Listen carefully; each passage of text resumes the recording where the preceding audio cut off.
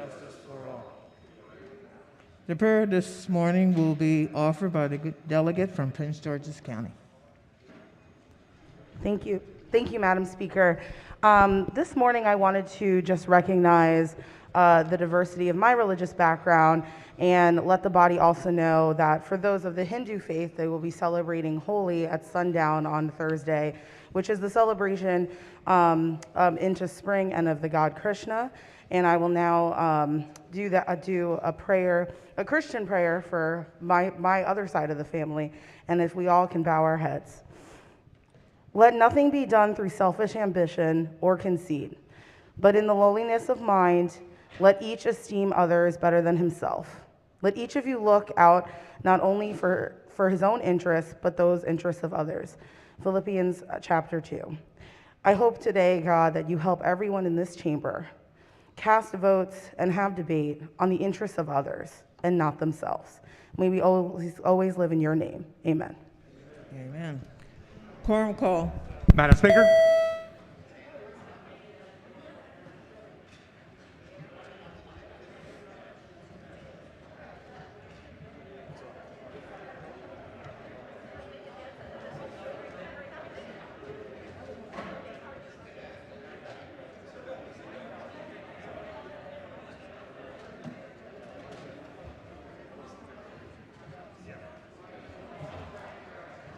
Has everyone recorded their presence? If so, the clerk will take the call. There being 122 members present, the House is now in session. The clerk will read the journal from the previous day. Annapolis, Maryland, March the 7th, 2022. Can everybody take their seats, please?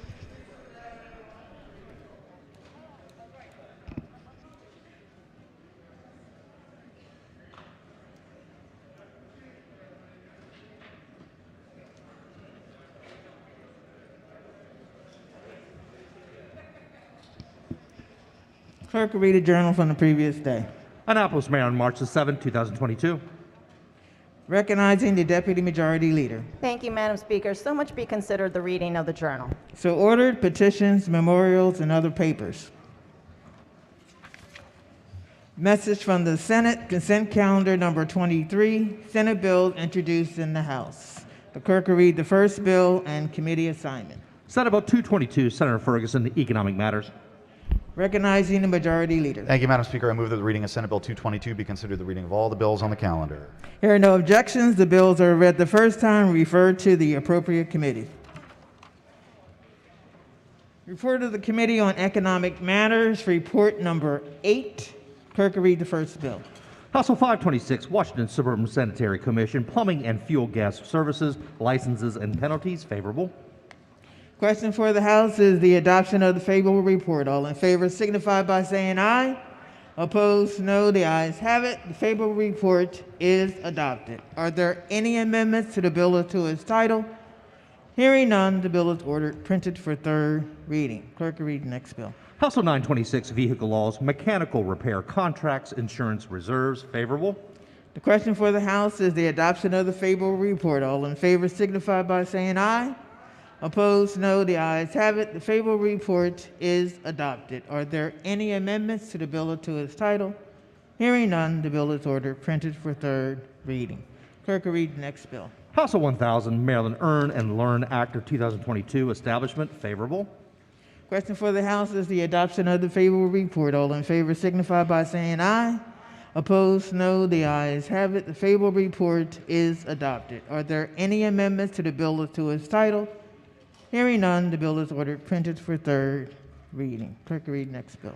House Bill 1265, Barbers and Cosmetologists, Licensure Requirements, Review and Regulations. Favorable. Question for the House is the adoption of the favorable report. All in favor signify by saying aye. Opposed, no. The ayes have it. The favorable report is adopted. Are there any amendments to the bill or to its title? Hearing none, the bill is ordered printed for third reading. Report of the Committee on Economic Matters, report number 9. Clerk will read the first bill. House Bill 270, Business Regulation, Innkeepers, Maintenance of Guest Records, and Employee Human Trafficking Awareness, Training, and Policy. Favorable amendments. Amendment number 1. Recognizing the floor leader. Thank you, Madam Speaker. As amended, I move so much to be considered the reading of the amendments. So ordered. As amended, House Bill 270 requires an innkeeper to establish and maintain a computerized record-keeping system of all guest transactions and receipts. The record must be retained for at least 6 months. The bill also requires the Governor's Office of Prevention, Youth, and Victim Services to approve educational training programs for the identification and reporting of suspected human trafficking. An innkeeper must ensure that all employees of the lodge establishment receives an annual training, including new employees, within 90 days of hiring. By October the 1st, 2023, and annually thereafter, the innkeeper must certify to the Maryland Department of Labor that all employees of the lodging establishment have received an annual training as specified. An innkeeper must establish a procedure for reporting human trafficking as specified and develop a policy for employees to recognize, respond to, and assist potential victims of human trafficking.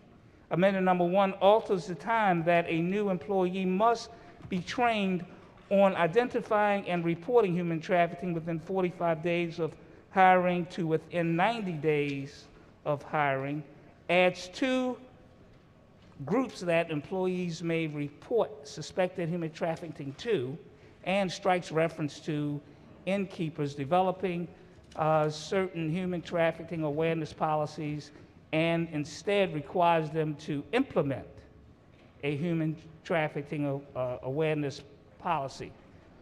Move the amendments. Question for the House is the adoption of the amendment. All in favor signify by saying aye.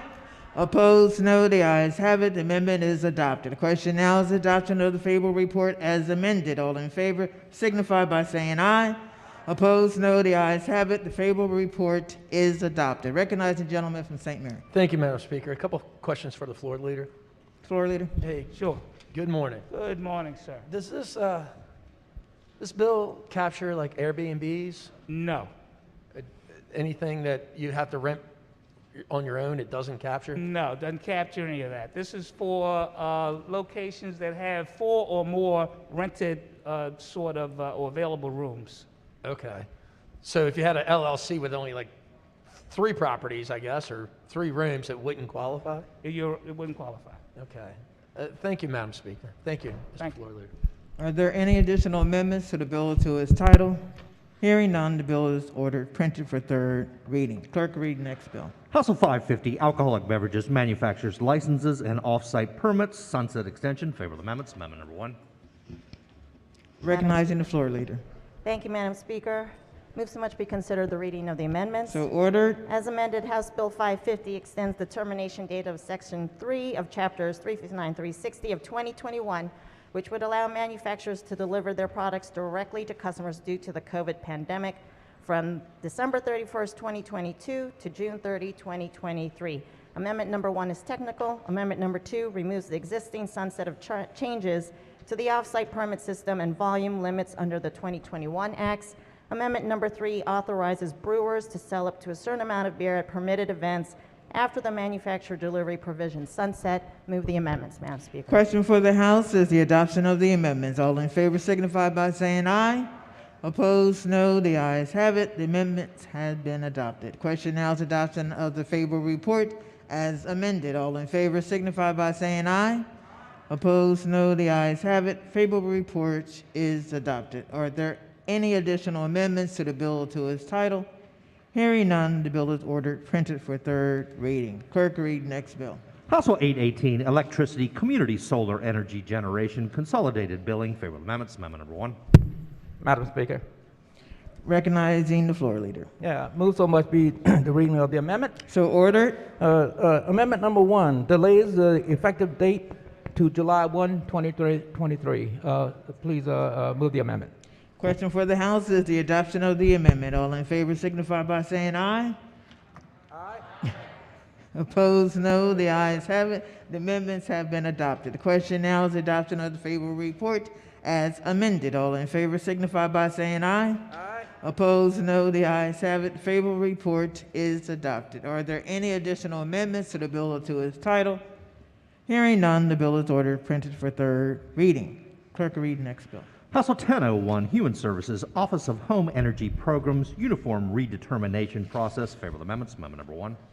Madam Recognizing Speaker. the floor leader. Yeah, move so much be considered reading of the amendment. So ordered. Amendment number 1 is technical. Amendment number 2 corrects a staffing description in a related energy assistance guidance program. Move the amendment.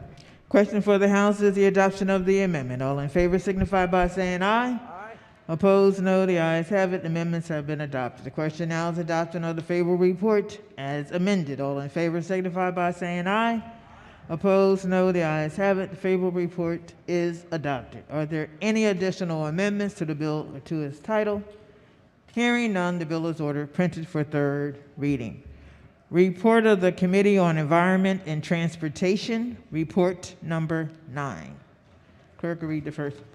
House Bill 51, Talbot County Deer and Turkey Hunting, Sundays. Favorable. Question for the House is the adoption of the favorable report. All in favor signify by saying aye. Opposed, no. The ayes have it. Favorable report is adopted. Are there any amendments to the bill or to its title?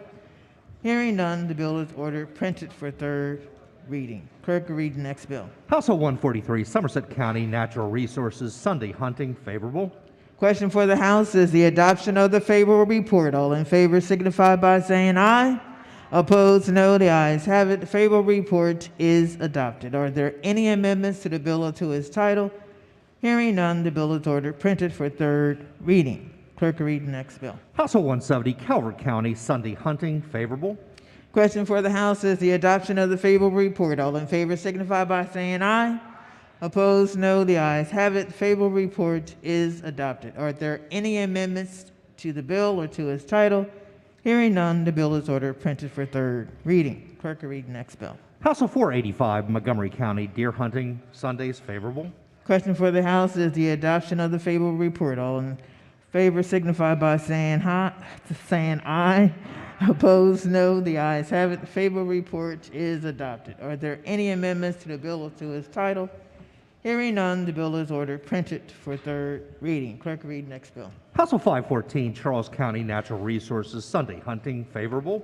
Question for the House is the adoption of the favorable report. All in favor signify by saying aye. Opposed, no. The ayes have it. The favorable report is adopted. Are there any amendments to the bill or to its title? Hearing none, the bill is ordered printed for third reading. Clerk will read the next bill. House Bill 556, Queen Anne's County Natural Resources, Sunday Hunting. Favorable with amendments. Amendment number 1. Madam Speaker, Recognizing the floor leader. move so much be the reading of the amendments. So ordered. The amendments add Caroline County to the bill. Move the amendments. Question for the House is the adoption of the amendment. All in favor signify by saying aye. Opposed, no. The ayes have it. The amendments are adopted. Question now is the adoption of the favorable report as amended. All in favor signify by saying aye. Opposed, no. The ayes have it. Favorable report is adopted. Are there any additional amendments to the bill or to its title? Hearing none, the bill is ordered printed for third reading. Report of the Committee on Environment and Transportation, report number 10. Clerk will read the first bill. House Bill 318, Environment On-Site Wastewater Services Regulation. Favor of the amendments. Amendment number 1. Recognizing Vice Chair of the Committee. Thank you, Madam Speaker. So much we consider the reading of the amendments. So ordered. As amended, this bill establishes the State Board of On-Site Wastewater Professionals within MDE. Amendment number 1 is technical. Amendment number 2 alters definitions and the scope and membership of the board, clarifies licensing requirements and the use of fee revenue collected under the bill, alters penalties, makes the board subject to the Program Evaluation Act, and alters provisions relating to property transfer septic inspection licenses to ensure property transfer inspectors are incorporated within the board. Move the amendments. Question for the House is the adoption of the amendment. All in favor signify by saying aye. Opposed, no. The ayes have it. The amendment has been adopted. The question now is adoption of the favorable report as amended. All in favor signify by saying aye. Opposed, no. The ayes have it. The favorable report is adopted. Recognizing the minority whip. Thank you, Madam Speaker. A question for the floor leader, if I could. Vice Chair of the Committee. So, you know, I'm not saying right off the bat that we ought to flush this bill, but I was wondering if you could, you know, shed some light on exactly what we're doing with regard to this proposed bill. Sure. In response to the fact that across Maryland there's inconsistent licensing of very septic professionals, this bill sets up the on-site wastewater professional licensing board, which would establish criteria for licensing of different septic professionals and issue those licenses on a regular basis. So in essence, then, what you're saying is this bill establishes a new regulatory entity, right? That's correct. Within the jurisdiction of MDE, this board can't do anything without MDE's approval. Thank you, sir. Are there any gentlemen from Garrett? Thank you, Madam Speaker. Would Floor Leader take a question? Vice Chair to come in. Sure. You know, are there different requirements among the counties, the 24 jurisdictions in Maryland, about how they have environmental specialists that look at septic systems? With respect to the different septic professionals, yes. Some counties don't regulate certain categories, others do. Sometimes they're subject to different requirements among the different counties. Are there counties that do have specifically people that either the counties themselves, or does MDE have people in counties that regulate the inspection of septic systems? Does MDE have individuals? No. Okay. But MDE does regulate through the local health departments or through the counties the septic systems, the individual wastewater systems. Is that correct? I'm sorry, could you say that one more time? So MDE has the authority, and then through the environmental health sections of the health departments, most of the counties have people that inspect septic systems and take complaints if there's failing septic systems. Does MDE send people out on individual systems? Typically, no.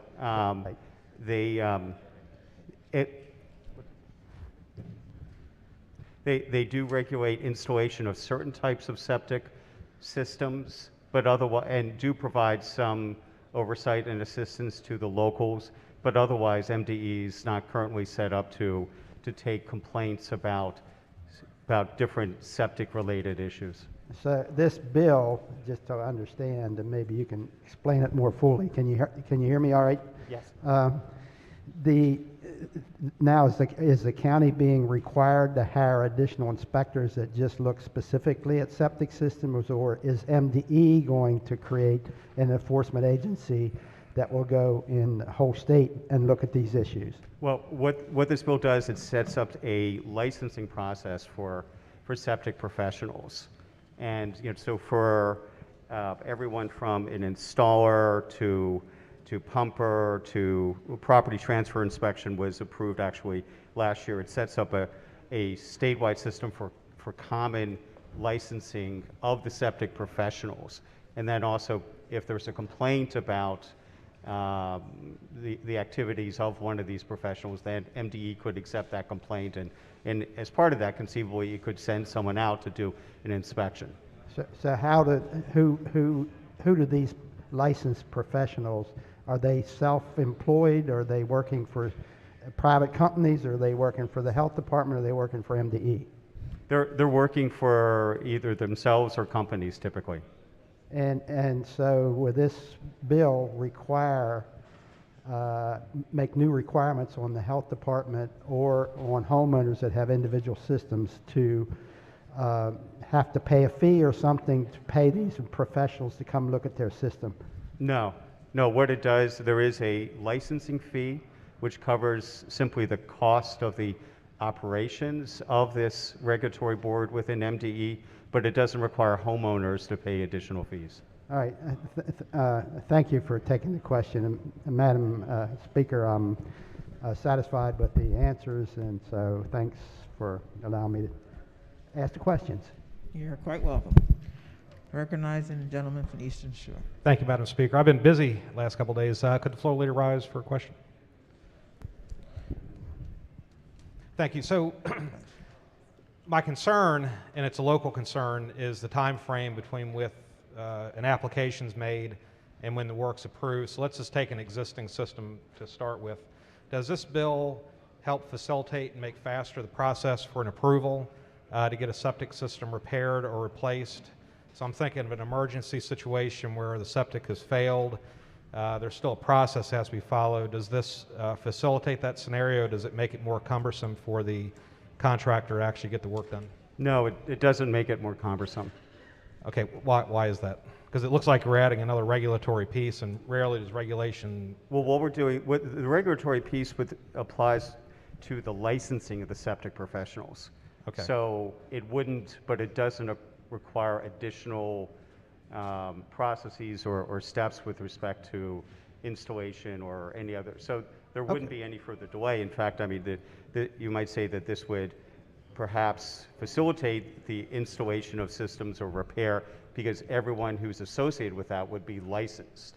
And there wouldn't be any doubt about the fact that they are certified by the state to do this type of work. And similarly, if a homeowner does have a complaint about it, they can now go to MDE and complain about that licensed individual.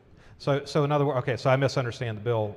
This is a license not unlike, say, an electrician's license or a plumber's license. This is, you're getting a license because you've been trained, you've been given the ability to go out in the field and conduct the inspection and facilitate the work with the health department? Correct. That's interesting, okay. So with new construction, does it change the process with which those systems get designed and installed? No. So it's still the same process? That's correct. You just want regulation of the people that do the work? That's correct. Okay. Madam Speaker, thank you for the opportunity to talk. Madam Speaker. The gentleman from the Eastern Shore again. Yeah, with the floor leader, just a quick thing. I just really started taking a look at this. I'm kind of confused. In my county, I think we already do all this. I think we are set up. Is this going to be an additional license that these guys have to get? It would be if a county does provide a license, say for example for an installer, there would be the particular installer would be required also to get an MDE license. And you made a comment that this was not a cost to the homeowner. Who's going to pay for this? I mean, I would assume there's going to be charges. Well, the charges would be paid by the professional. During the first couple years before the board is set up, anyone who currently has a local license would be required to pay $150 for that 2-year period. So we're thinking probably that would be a good proxy for what the licensing fee would be. Okay, but in essence, it's passed on to the end user who's going to require these services. I just don't know what was going wrong that we needed to add this, because again, I'm dealing with I'm in a rural county. We have very strict rules. We have a good process that we follow, and I'm seeing this and saying, it sounds like we do it. Why are we doing more? And where's the problem that we're trying to fix, I guess? Well, I guess the problem is twofold. First of all, your county may very well do a good job of training and licensing all the septic professionals and accepting complaints for homeowners, but that doesn't happen across the state. There's some counties that don't license installers. There's some counties that don't license other septic professionals. Sometimes the licensing or the certification requirement is very limited. So the goal is to provide standard professional training and licensing across the board. And also we've gotten reports, in fact, some constituents in my district have reported that they have no place to go when there's a complaint about work that a septic professional has done at their home. Okay, so this means that if I am a licensed septic installer or whatever now, am I going to be paying 2 license fees now, or am I going to eliminate the other one based on this bill? Conceivably, you might be subject to 2 fees. Okay, and this is a must-do. This is not an opt-in. That's correct. Okay, thank you, Madam Speaker. Are there any additional amendments to the bill to its title? Madam Speaker. The gentleman from Frederick. Thank you, Madam Speaker. A quick question for the floor leader. Florida. Vice Chair of Yes. the committee. Good morning, sir. Good morning, Vice Chair. So historically, many counties permit individuals to, when they build their own house, with the supervision of the permitting agency and the code officer to install their own septic. Will this remove that from a homeowner from being able to install their own septic under that supervision? If someone is trained to be an installer of a septic system, this wouldn't change this. But however, if someone has no training to be a septic installer, then yes, they would. Then the homeowner, if they're building a new house that has a new septic system, would require someone who is certified by the state to do that installation. So, historically, a lot of individuals have saved a lot of money when they build their own home, particularly under the supervision of a code officer, installed their own system. For instance, you might have a $50,000 system, but if you do it yourself, so long as it's to code, you could save potentially $40,000 on particular systems. And you're saying this new licensing provision will remove that from a homeowner? Well, typically, even under a current system, local officials would require, would have oversight over the installation. And just like we wouldn't allow someone to do their own plumbing work if they're not a licensed plumber, Actually, we do or allow electrical some of that. work, then similarly with respect to installation, the actual construction and installation of a septic system, that should be done by a professional. Well, in Frederick, you can install your own plumbing as a homeowner. So that's a concern I have, but thank you. Right there. Gentleman from Anne Arundel. Thank you, Madam Speaker. If I could just ask a quick question of the floor leader. Vice Chair of the committee. Sure. So just very quickly, walk me through the penalty provisions of this bill.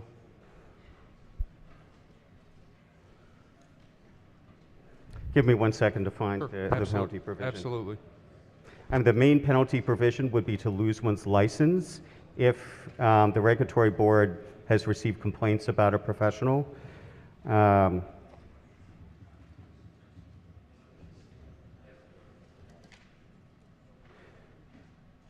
So then there is, on page 13 of the bill, section 9-11A-22, person who violates provisions of the subtitle can be subject to a penalty not exceeding $1,000 per day for all violations cited on a single day. And then there are a number of criteria that the board shall take into account in setting what the actual penalty will be. But the board can levy penalties above and beyond what's in the provision of the bill based on the amendment that I'm reading. Is that correct? I don't believe so. Okay. In an amount not exceeding $1,000 per day. So I believe the bill is specific that is the cap.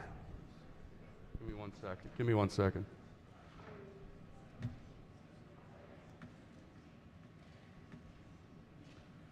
Okay, under section 911A-22, I believe it's on page 7 of 10.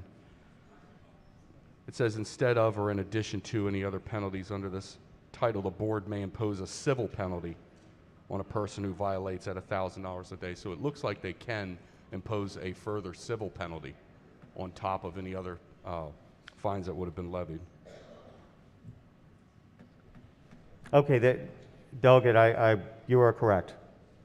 That there is an amount that could be leveled as an administrative penalty. Okay, and those penalties are collected, and the board collects those and uses those for administrative cost, among other things? That's correct. What are the, I mean, I guess we're creating a board, so we don't know what those administrative costs are going to be. Any cost above and beyond what's called reasonable administrative costs, where would that money collected in those fees, fines go?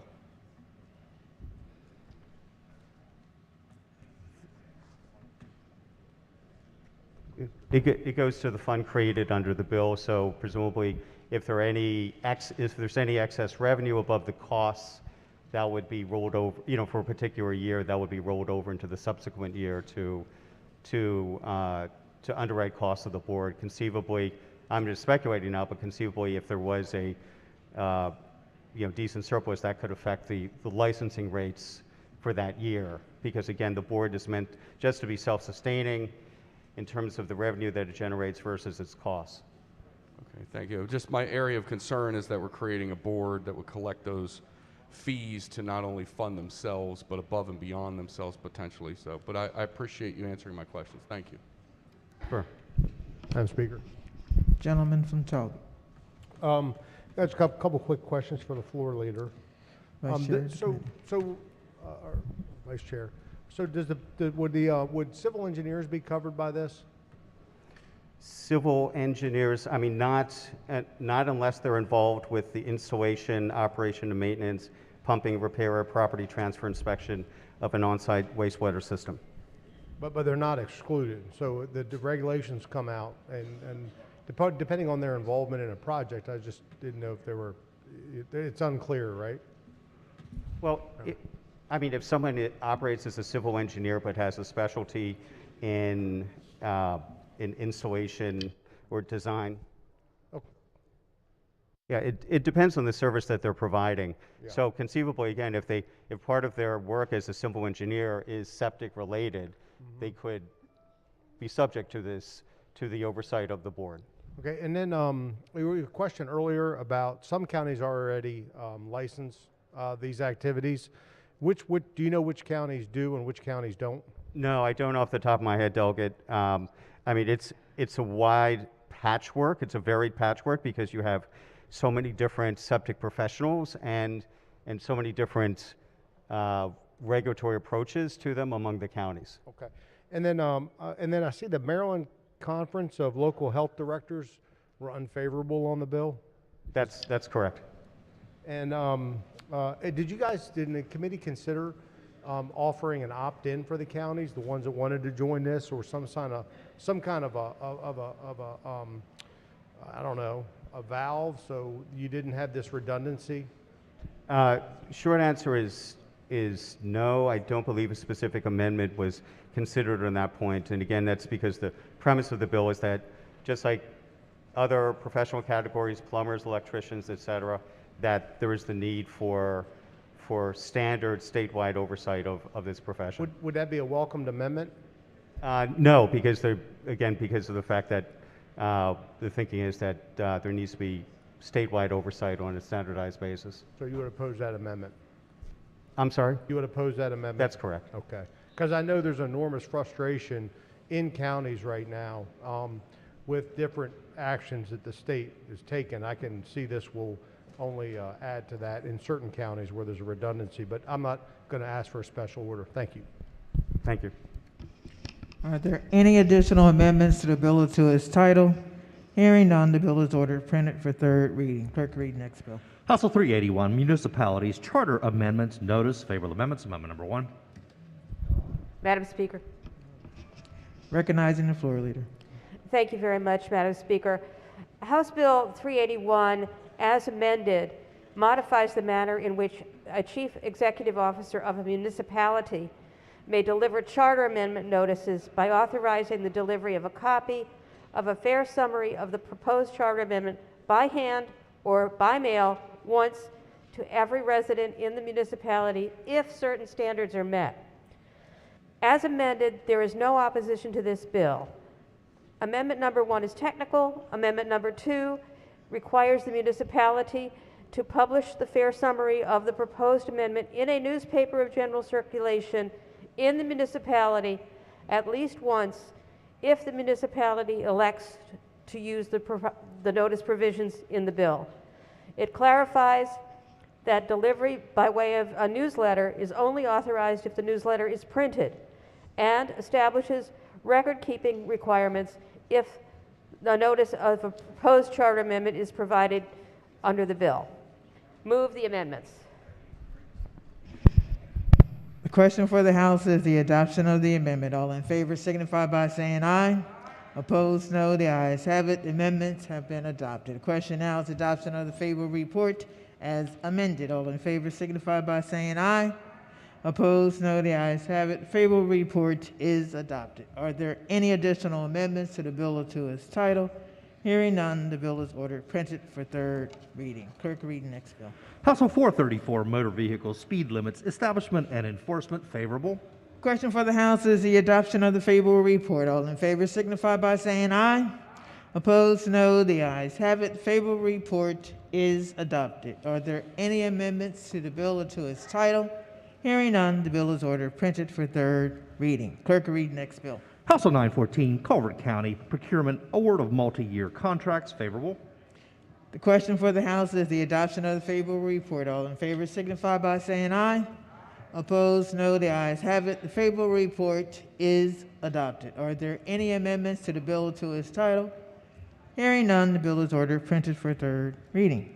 Clerk will read the next bill. House Bill 1182, Carroll County Commissioners Compensation and Benefits, favorable. Question for the House is the adoption of the favorable report. All in favor signify by saying aye. Opposed, no. The ayes have it. The favorable report is adopted. Are there any amendments to the bill or to its title? Hearing none, the bill is ordered printed for third reading. Clerk will read the next bill. House Bill 1340, Montgomery County Economic Development Business Improvement Districts, favorable. Question for the House is the adoption of the favorable report. All in favor signify by saying aye. Opposed, no. The ayes have it. Favorable report is adopted. Are there any amendments to the bill or to its title? Hearing none, the bill is ordered printed for third reading. Report of the Committee on Health and Government Operations, report number 6. Clerk will read the first bill. House Bill 129, Behavioral Health Crisis Response Services and Public Safety Answering Points, modifications, favorable amendments, amendment number 1. Recognizing the Vice Chair of the Committee. Thank you, Madam Speaker. Good morning. Good morning. Move so much be considered the reading of the amendments. So ordered. As amended, House Bill 129 requires the Maryland Department of Health, in awarding grants from the Behavioral Health Crisis Response Grant Program, to require the proposals include response standards that prioritize mobile crisis teams over law enforcement when responding to individuals in crisis. The bill does not prohibit law enforcement from responding or from partnering with mobile crisis teams. Each public safety answering point must develop a written policy on the procedures to be followed when a call is received that involves an individual suffering an active mental health crisis. The policy must include the procedures to triage a call involving an individual suffering an active mental health crisis, the resources that are available for dispatch, and the procedures for making a dispatch decision. Amendment number 1 makes technical changes. Amendment number 2 strikes language that will require grant proposals to contain response standards that minimize law enforcement and instead require the grant proposals to contain response standards that prioritize mobile crisis teams over law enforcement when responding to individuals in crisis.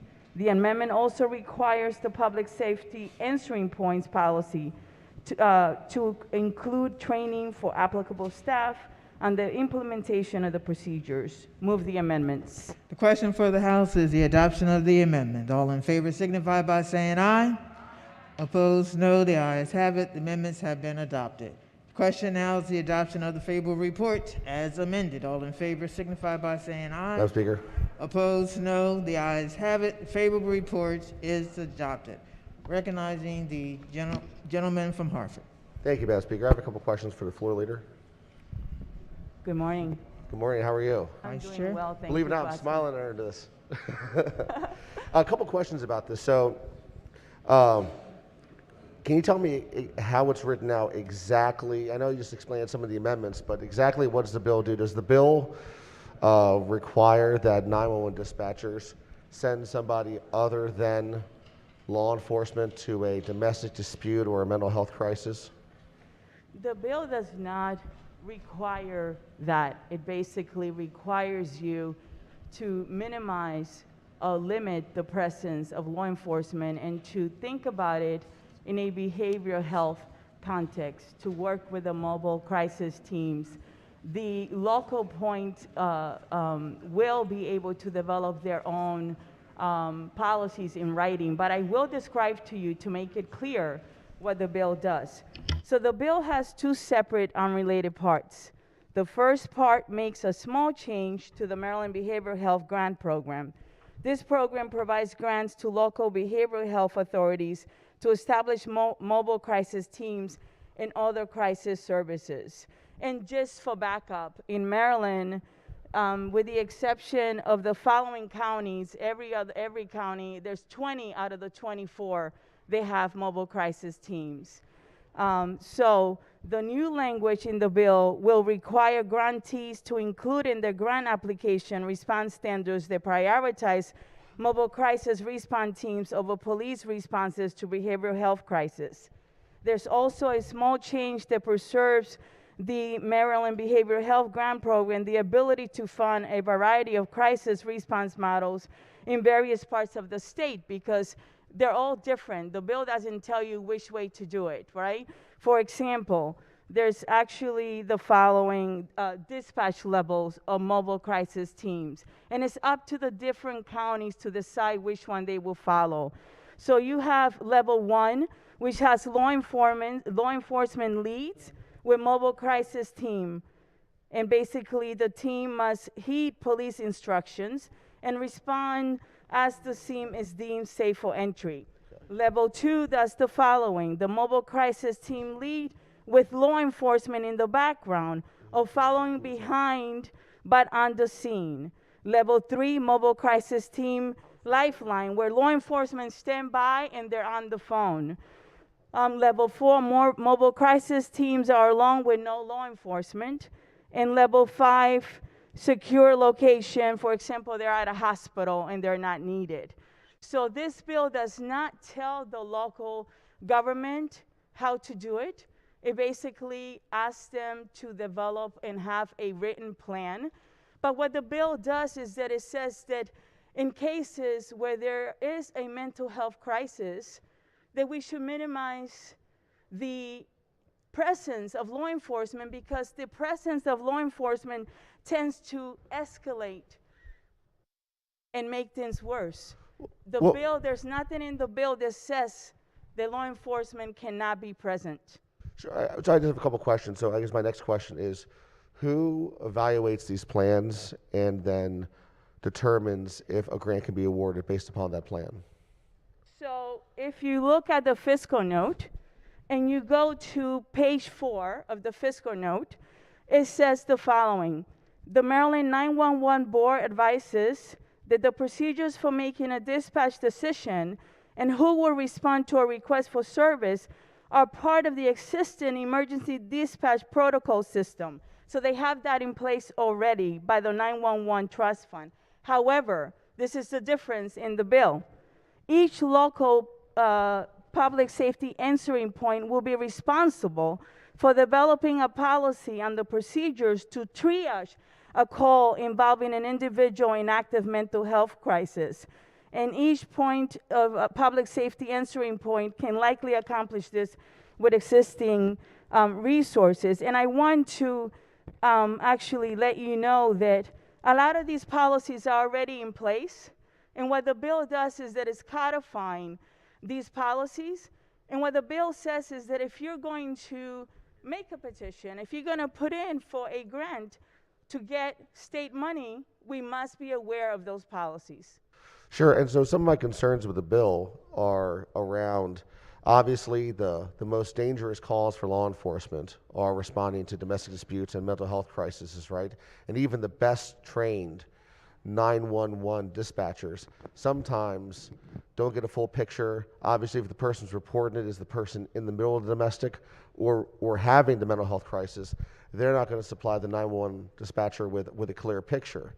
And I'm just worried that this bill is taking us down a path where we may want to dispatch these crisis teams instead of law enforcement. And I agree with you. Once law enforcement's arrived, secured the scene, identified the nature of the crisis, then obviously we want to provide those individuals mental health and provide those great services. My concern is we're edging towards a situation where we're going to dispatch in lieu of law enforcement, and that could cost lives, and that's what I'm really worried about. Well, I have to tell you that we thought about that. The committee had a really good, robust discussion on this, and that's why the bill has a training component and requirement in the bill. It is in the language. Sure, but I guess I go back to even with training, even with the best training in the world, when you have somebody that's suffering from a mental health crisis, and you have somebody who's in the middle of a very emotional domestic dispute, they're not going to provide typically a clear picture of what's happening to the dispatcher. And so the dispatcher is having to make this very difficult decision with one arm tied behind their back. I mean, even the best trainee can't give you the details of what's happening 10 miles away over the phone. But that is why the bill calls for a written policy so that the person who's answering the call knows what the protocol is, and then the next person that comes after that person knows exactly what the protocol is and how to react. This is why the bill is needed. You know, the people with mental health, they have a 16, there's so many instances where they are killed because law enforcement does not know how to respond to it. Mobile crisis teams are used all over the United States, including Anne Arundel, who I represent proudly. They actually won the award for the best mobile crisis team in the world. And they work closely with the police and with mental health counselors. So these protocols are best practices, and they work. Again, the bill gives flexibility to the counties to develop their own, whatever the policy it is that they want. What we do want, and we're making a policy decision, is that when you're responding to a mental health call, you should work closely with a mental health specialist. But it does not say that you should not have law enforcement presence. Sure. Well, thank you. I agree with much of what you said, and thank you for answering my questions. My pleasure. Thank you for the question. Madam Speaker, I'd like to request a special order for a possible amendment to the next session, please. Question for the Vice Chair of the committee. Thank you, Madam Speaker. The next session is fine. And if you have an amendment, would I ask you be so kind and give it to me ahead of time? Absolutely. Thank you. Thank you so much. The question for the House is to special order HB 129 to the appropriate time tomorrow. All in favor signify by saying aye. Opposed, no. The bill has been special ordered. Report of the Committee on Ways and Means. Report number 8. Clerk will read the first bill. House Bill 172, Income Tax, Determination of Taxable Income, Union Dues, and Expenses to Influence Collective Bargaining. Favor of amendments. Amendment number 1. Recognizing the floor leader when she gets to her chair. Thank you, Madam Speaker. Move so much be considered the reading of the amendment. So ordered. Amendment number 1 is technical. Amendment number 2 strikes provisions from the bill establishing an addition modification for expenses to influence collective bargaining and limits the amount of the subtraction modification under the bill for the payment of union dues. Move the amendment. Question for the House is the adoption of the amendment. All in favor signify by saying aye. Opposed, no. The ayes have it. The amendment has been adopted. Question now is adoption of the favorable report as amended. All in favor signify by saying aye. Opposed, no. The ayes have it. Favorable report is adopted. Gentleman from Calvert. Thank you, Madam Speaker. I just have a quick question on this. I see the bill was modified or amended, excuse me, House Bill 172, Income Tax, Determination of Taxable Income, Union Dues and Expenses, to influence collective bargaining. So what does the bill do for the floor leader? Floor leader. So the bill would allow workers to claim a deduction for up to $300 in union dues. Interesting. Okay. Is it okay if I special order this for the possibility of putting together an amendment? Because I just saw this. There's a lot of stuff on the calendar. Until tomorrow morning? Tomorrow, until the appropriate time tomorrow, if that's okay. Okay, until next session, and please share those amendments in advance. I shall. Madam Speaker, move to special order this bill to the appropriate time tomorrow, if you will. Question for the House is Thank you. special order HB 172 is the appropriate time tomorrow. All in favor signify by saying aye. Opposed, no. The bill has been special ordered. Clerk will read the next bill. House Bill 660, Commission to Study the Division of Rehabilitative Services Student Job Training Reaffirmation Act. Favor of the amendments. Amendment number 1. Recognizing the floor leader. Thank you, Madam Speaker. So much be considered the reading of the amendments. So ordered. Amendment number 1 is technical. Amendment number 2 removes members of the General Assembly from the Commission and corrects a drafting error. Move the amendments. The question for the House is the adoption of the amendments. All in favor signify by saying aye. Opposed, no. The ayes have it. The amendments have been adopted. Question now is adoption of the favorable report as amended. All in favor signify by saying aye. Opposed, no. The ayes have it. Favorable report is adopted. Are there any additional amendments to the bill or to its title? Hearing none, the bill is ordered printed for third reading. Clerk, read the next bill. House Bill 664, Child Care Programs, Maryland Infants and Toddlers Program, Information and Assistance. Favorable amendments. Amendment number 1. Recognizing the floor leader. Thank you, Madam Speaker. So much be considered the reading of the amendments. So ordered. Amendment number 1 is technical. Amendment number 2 requires the State Department of Education to provide child care programs with information about the Maryland Infants and Toddlers Program and fixes a drafting error. Move the amendments. Question for the House is the adoption of the amendment. All in favor signify by saying aye. Opposed, no. The ayes have it. Amendments have been adopted. Question now is the adoption of the favorable report as amended. All in favor signify by saying aye. Opposed, no. The ayes have it. Favorable report is adopted. Are there any additional amendments to the bill or to its title? Hearing none, the bill is ordered printed for third reading. Clerk, read the next bill. House Bill 850, Schools, Pre-Kindergarten Programs, and County Boards of Education, Discrimination. Favorable amendments. Amendment number 1. Recognizing the floor leader. Thank you again, Madam Speaker. So much be considered the reading of the amendments. So ordered. Amendment number 1 adds sponsors. Amendment number 2 clarifies which federal laws schools must comply with in order to be deemed to be not discriminating on the basis of a disability. Move the committee amendments. Question for the House is the adoption of the amendments. All in favor signify by saying aye.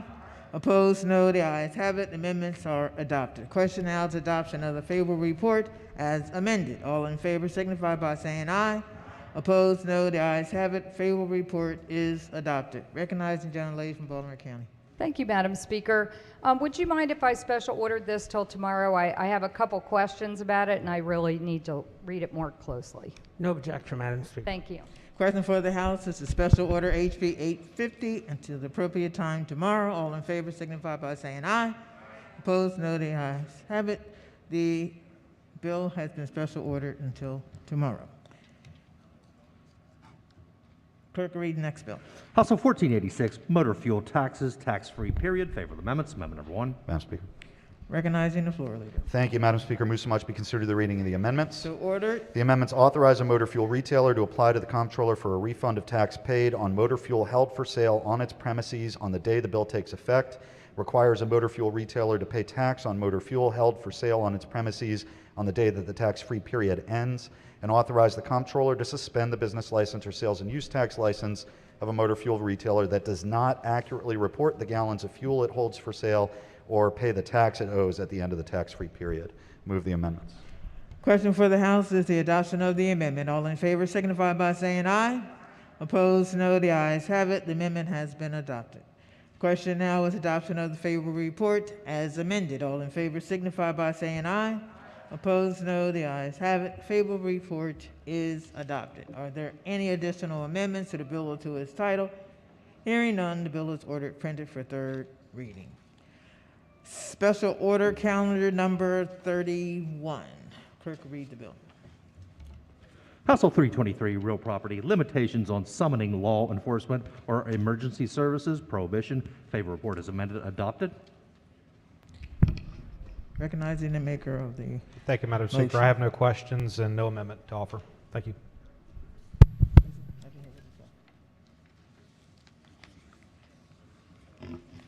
Question for, are there any additional amendments to the bill or to its title? Hearing none, the bill is ordered printed for third reading. Special order calendar number 32. Clerk will read the bill. House Bill 413, Health Insurance, Individual Market Stabilization, Extension of Provider Fee. Favorable report is amended, adopted. Maker of the motion. Thank you, Madam Speaker. I do have a couple of questions for the floor leader, if I may. Floor leader. Thank you, Good Madam morning. Speaker. Good morning. So this bill, House Bill 413, Health Insurance, Individual Market Stabilization, Extension of Provider Fees. It appears to me that this bill is a tax on people's health insurance. Is that correct? It is a tax on the health insurance carriers, which, as I said to you yesterday, they have the discretion of passing along to the consumer, as does every business. Yes. So this bill calls for a tax on the health insurance carriers who obviously are going to pass the tax on to the people who buy health insurance from the health insurance carriers. Isn't that so? They have the discretion to do that. Oh.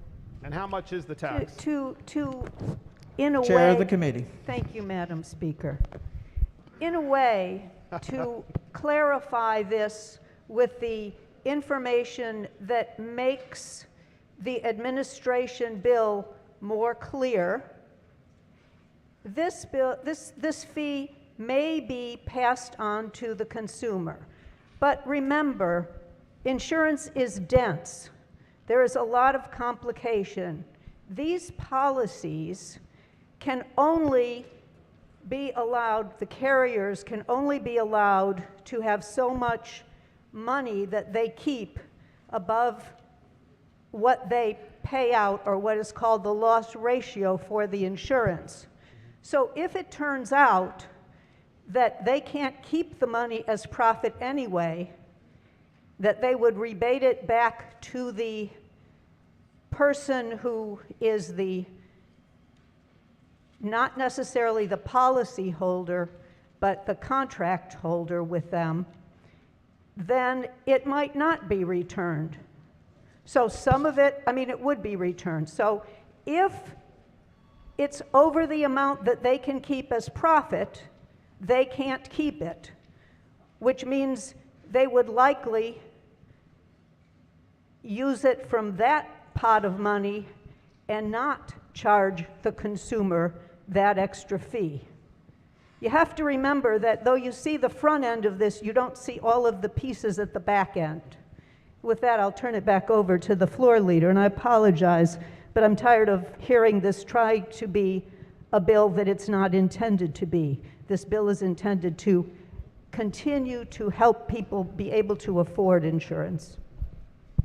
Floor leader. Madam Speaker, thank you. And I would add, in addition to the chair's comments, that while this 1%, first of all, this 1% began as 2.75% 3 years ago. It is now 1%, and this 1% of that is potentially passed along under certain circumstances is 1% compared to the money that the premiums have been reduced by 32% over the last 3 years because of the existence of the reinsurance program. So I think there's a pretty good return on investment of that 1%. So that was a lot of percentages for a question, and it was a simple question. This bill, House Bill 413, is a tax on the health insurance companies who are then passing that tax on to the people that are buying health insurance from those companies. I think they say on Law and Order, asked and answered.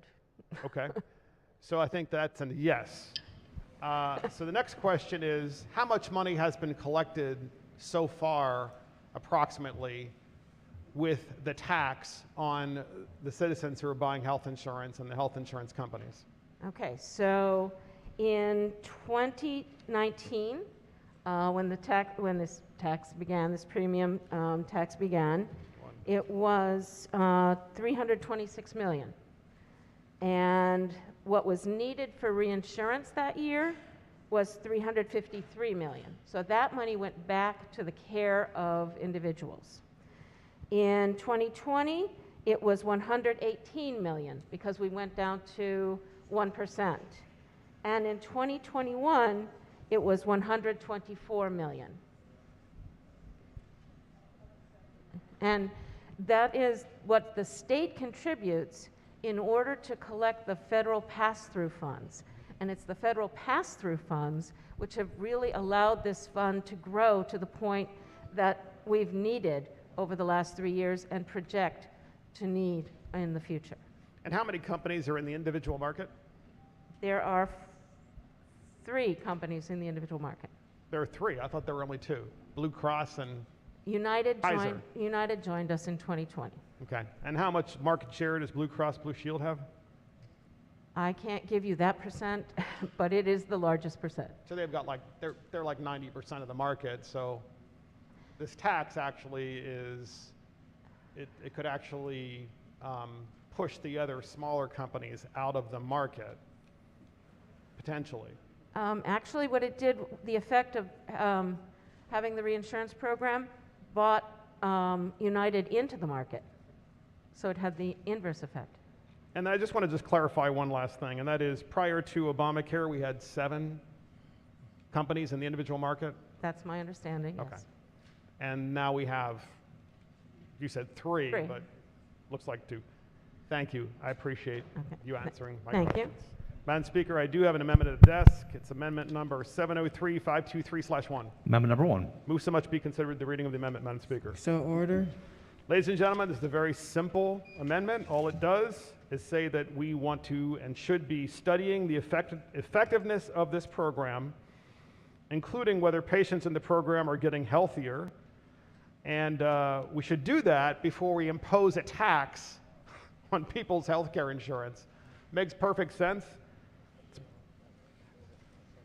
especially on a bill that's not sunsetting. I mean, it was our understanding that the bill was going to sunset and then there would be a study, and the study would be necessary because the market has indeed stabilized, which it has. But instead, for whatever reason, we have House Bill 413, which is going to continue to tax your health care insurance in the individual market, making it even more difficult to, of course, purchase health insurance because it's being taxed. So it's an extension of a tax without even studying whether the tax is A, still necessary, and B, whether or not stabilization is something that is going to be sustainable. And so, Madam Speaker, for all those reasons, I move this very common sense amendment. We should be studying these things very carefully after having put them in effect just a few years ago before we tax people even more, especially now. Thank you, Madam Speaker.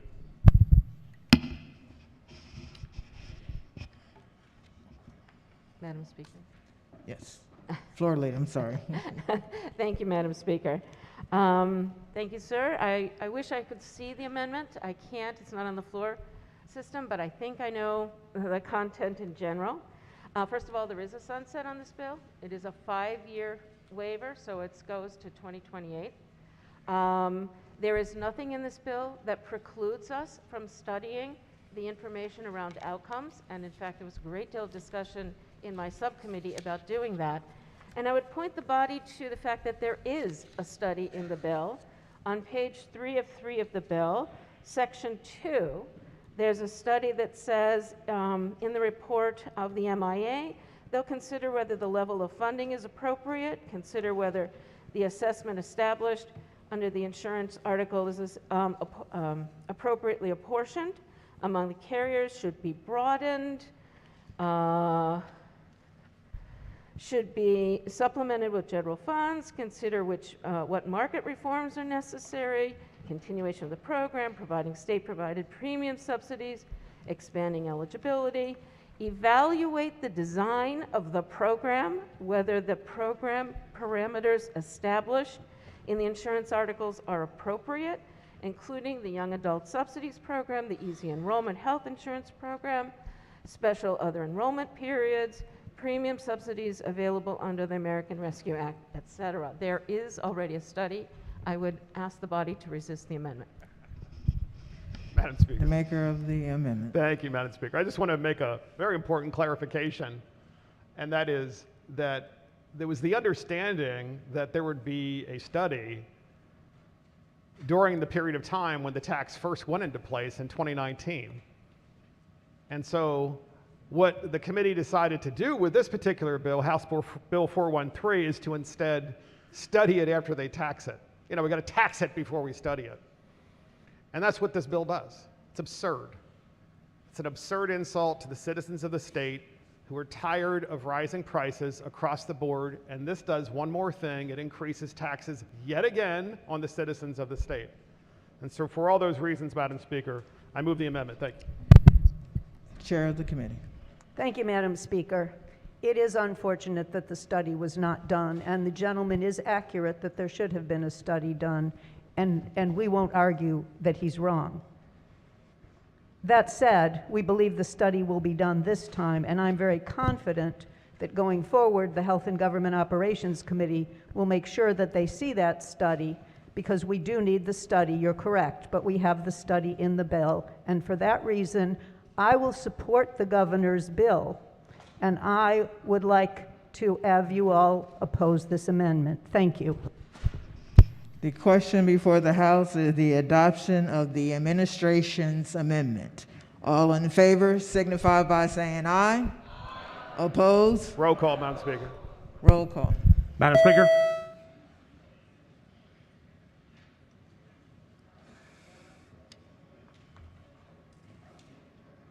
Clerk will take the call. The amendment fails.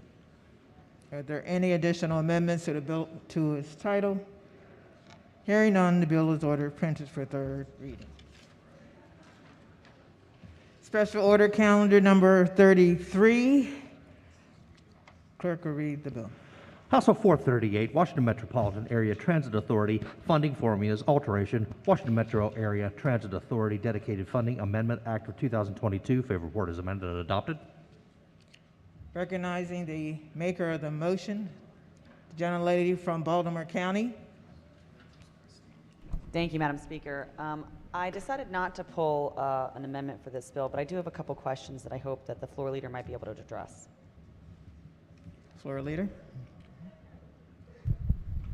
Good morning. Good morning. So I did a little bit of research into WMATA, and I found an article that talked about the 1.17 million gallons of unaccounted for fuel transactions. And I'm wondering if this bill or in committee at all, it was discussed putting some guardrails on to make sure that we are investigating appropriately and penalizing when necessary for this kind of behavior. So thank you. I absolutely agree that we need far better oversight of WMATA, which is why 4 years ago or 5 years ago now, I sponsored legislation to put the Secretary of Transportation of Maryland on the board of WMATA. And in the bill we passed 4 or 5 years ago, there were some guardrails put on the capital funding for certain reports and things that WMATA had to do in order to get the money. And in fact, 1 year, the Secretary of Transportation held the funding from WMATA until they submitted more information. But we need to do far more than that. WMATA has many challenges. I don't want to penalize the riders who rely on the buses and the rail and the paratransit vehicles, but the bureaucracy itself needs a lot of work. I agree. I look forward to partnering with you on ways we can do that, although I will just say that I'm not sure holding up their funding is the right way to go about that, because that just ends up penalizing the people who need the service. Yeah, so do you know if there was any sort of response back from the department yet on that issue? I'm not familiar with the particular issue you've got on the Google there. I'm happy to look into that further, but I don't know off the top of my head about that issue. Okay, well, I appreciate that we agree on something. That's great. So hopefully we can work together to make sure this kind of stuff doesn't continue to happen in our state. Thank you. So what's the status?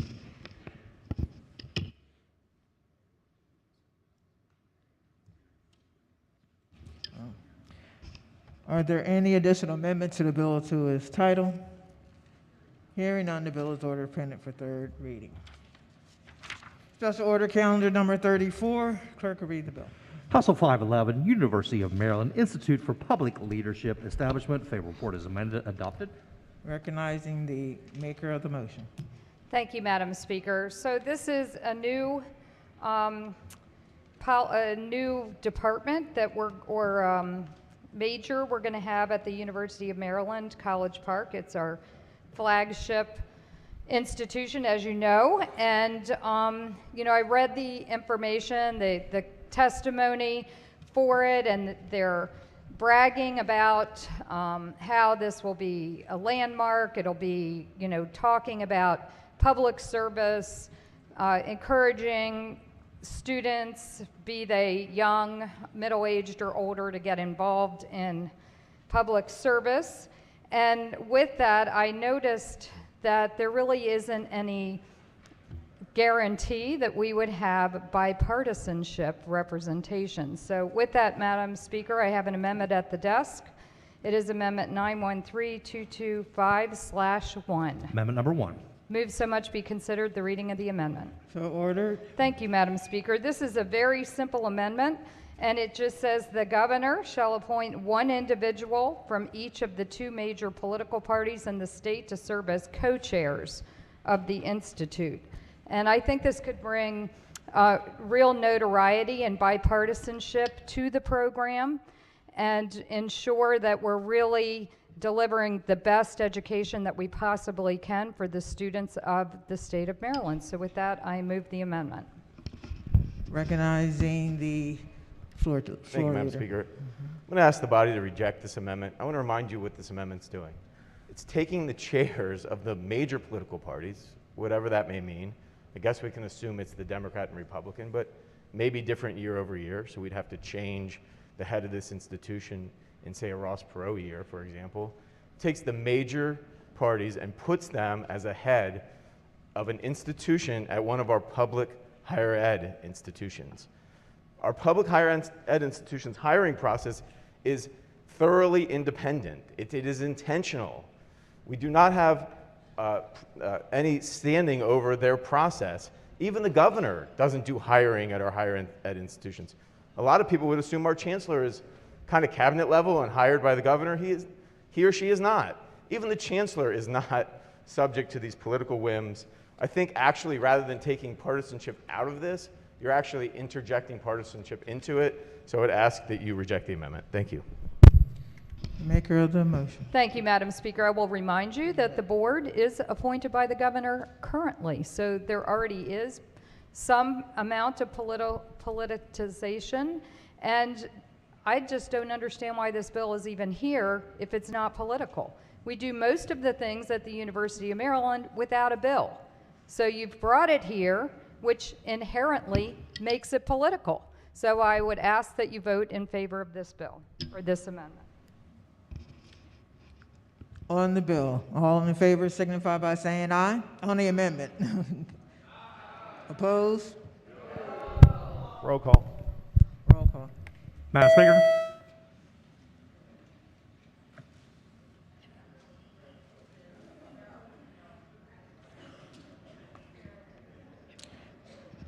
Clerk will take the call.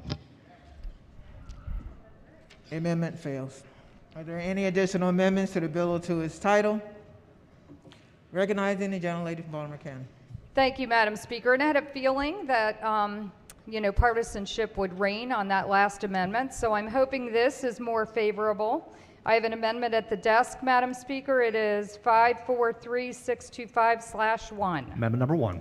Move so much be considered the reading of the amendment. So ordered. Thank you, Madam Speaker. So this simply puts in the language, and I know when you look at the amendment on your computer, it's hard to see where it is inserted in the bill, so I'll just let you know that this says that the purpose of the institute is to, this is the current bill. The purpose of the institute is to enhance the teaching of public leadership through academic and executive programs that, and here's the amendment, include the viewpoints of the major political ideologies. So we're not saying parties, ideology, and for the record, there are two major political parties in the state. They are the Democrats and the Republicans, and there are some third-party candidates and parties as well that wax and wane. But this would include major political ideologies. And then it provides students with opportunities for experiential learning with local, state, and federal partners, here's the amendment, across the political spectrum. What could be wrong with across the political spectrum? And, there are a couple of other places that we're going to build an active community of accomplished local, state, and federal practitioners. Here's the amendment, across the political spectrum. So we're just ensuring that this institute will include all points of view. The University of Maryland, in their testimony for this bill, happened to mention, quote, the breakdown of civil discourse and ever-increasing hyperpartisanship and gridlock are tarnishing public service. Many of our students are seeing it as a bruising, costly endeavor with few opportunities to effectively solve issues and deliver benefits to communities. So, you know, it's no secret that the university has many people sitting on this floor that work for a college or community college across the state, and they're, I believe, all from one particular party. So this would ensure that all political ideologies are represented, and I think it's a good and fair and bipartisan way to do what the University of Maryland actually is asking for in their testimony. So with that, Madam Speaker, I move. Floor Leader. Thank you, Madam Speaker. I'm going to also ask you to resist this amendment. Look, on its face, it may seem less problematic than the last, but let's look at it what it's actually doing. Major political ideologies. First of all, what is a major political ideology? We don't have it defined in this amendment. We don't know what that is. It's sort of in the eye of the beholder. Why would we leave that to any institution? Students can pursue whatever ideology they want, whether it's a major political ideology or maybe a less than major political ideology. What about those students? Shouldn't they be able to pursue programs in just the same way? I also think it ignores the students who maybe aren't quite the political hack, partisan hack that I am, that just want to pursue good government. They want to work for DLS. They want to work for an agency. They're not interested in a major or minor political ideology. They want to know how to do government. And so I think that this is problematic. I'd ask the body to resist it. Thank you. Gentleman from Calvin. Madam Speaker, if I may, I just have a question for the maker of the amendment. Yes. Yes, so my understanding is that your amendment wants to make it a balanced discussion at the University of Maryland Institute for Public Leadership, which this bill apparently establishes. Is that correct? Yes, to actually even acknowledge that there are different political ideologies. I'm surprised the floor leader isn't aware of that, but yes, there are many political ideologies. So the board members would be defined as? This is regarding what they're teaching. What they're actually teaching. Yes. Okay, so I want to make sure about that. And you mentioned something also about how it's very interesting that we see bills like this, and it appears that the only people from elected office in the legislature of Maryland who are teaching at College Park are Democrats. Is that correct? Yes, I do know a few friends here on the floor that do teach at College Park, but none of them are of the Republican Party. So there are no Republicans from the state legislature of Maryland teaching at College Park? No. And yet the Democrats are putting a bill like this in to, once again, not allow any kind of balance? I guess they're, you know, the floor leader would like the floor to reject the ensuring that there's different political ideologies, which is obvious that there's a great need for that. Thank you. So your amendment just ensures then that there is a balance in the discussion at College Park, something that would make, you know, certainly makes common sense. Yeah, it seems reasonable to me too. Thank you, I appreciate that. On the amendment, all in favor signify by saying aye. Opposed? Roll call, Madam Speaker. Roll call. Madam Speaker.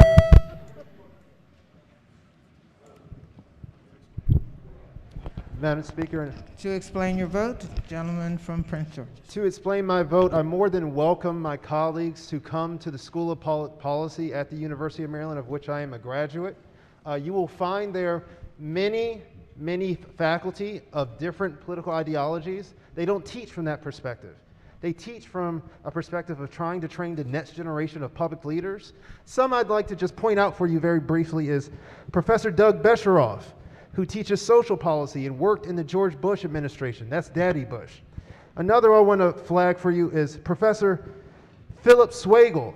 He's currently the head of the Congressional Budget Office, and he worked in Junior Bush's administration. He taught me about economic policy. Do we agree on everything? No, we do not.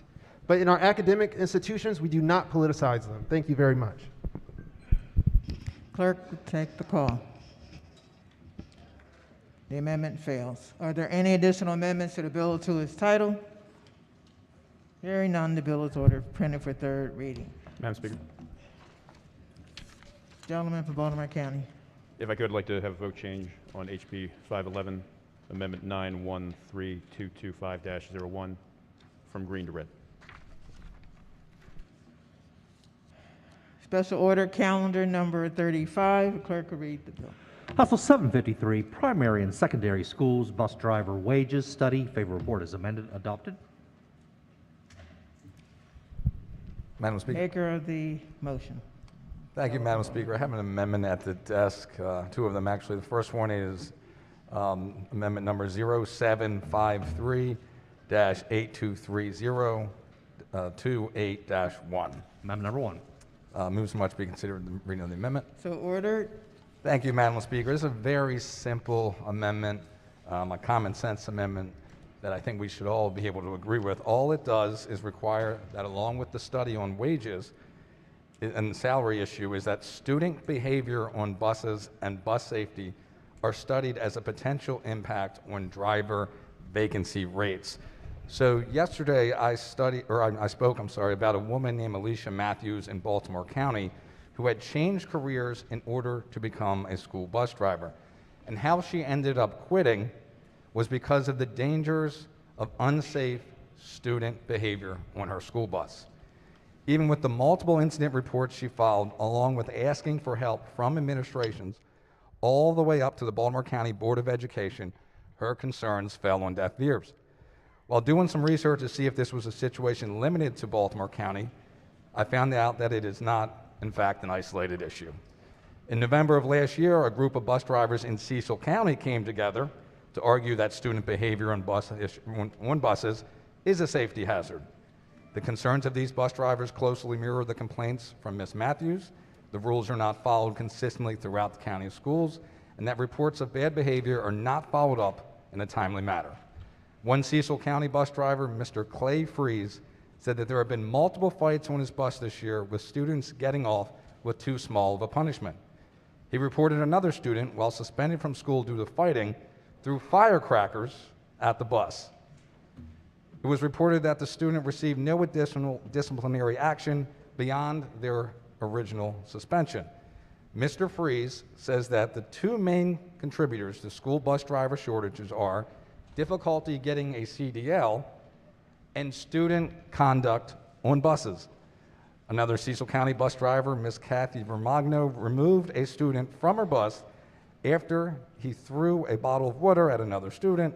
The child was back on her bus the next day, and a week after the incident, she still had not received a response to the incident paperwork she had submitted. And it's important to know that these issues, they're not just limited to Maryland. A February article in an industry publication, School Transportation News, discusses behavioral problems on buses, not just from students, but believe it or not, parents as well. In New York, a Central Square school district superintendent had to ask parents to stop yelling obscenities at school bus drivers over COVID rules. In New Orleans, a parent illegally boarded a school bus, dragging the driver out of her seat and down the steps, beating and kicking her as a group of students waited to board. Pretty disgusting and unbelievable. In Minneapolis, a school driver was reportedly threatened with a gun by an upset parent because the school bus was late. Then months later, a district school bus driver and student were shot in separate incidents that occurred within hours of each other. If we're going to look at bus drivers shortages, I think it is important to look at all of the issues, not just the financial ones, particularly when we were talking about the safety of our school children and our school bus drivers.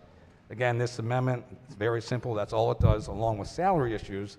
The student behavior on buses and bus safety are studied as a potential impact on bus driver vacancies. Thank you, Madam Speaker. Recognizing the Vice Chair of the committee. Thank you, Madam Speaker. I just want to remind the body about what this bill does. As you all go throughout your district, you hear from parents all the time about the bus driver shortage. You hear from your schools, your local school system about bus driver shortage. You didn't hear about the behavior on the actual bus itself. According to a survey from the National School Transportation Association, polled 1,500 school transportation workers and found the following.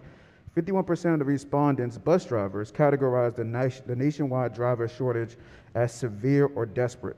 78% said the shortage is getting even worse. 65% said the driver shortage is their number one concern. 50% said the pay rate is limiting hiring and retaining drivers. Not one of these respondents, or not over 50%, mentioned student behavior. For these reasons, Madam Speaker, I ask the body to resist this amendment. Maker of the amendment. Thank you, Madam Speaker. And I assume that may very well be accurate and great. Maybe we're looking at the pay issue. But how is it not in a direct relationship to the bill to study the behavior of the drivers, I'm sorry, the safety issue for the drivers and for the students? Because that's what this amendment, it's a fundamental issue about student safety, a fundamental issue about the driver safety, and a fundamental issue about every Maryland driver on our state roads to not have to worry about a fight that's going on that causes a driver to potentially, God willing, never happen, and maybe it already has, lead to an accident that could cause the loss of life. It's very simple. You can do both. All it is doing here is a study. All this amendment does is say to study this as well. I'm just not sure how they're separate at all. So thank you, Madam Speaker. On the amendment, all Madam in favor Speaker. signify by saying aye. Opposed? Roll call. Madam Speaker?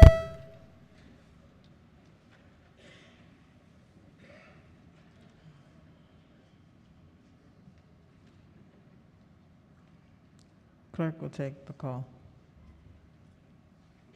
The amendment fails. Are there any additional amendments to the bill to its title?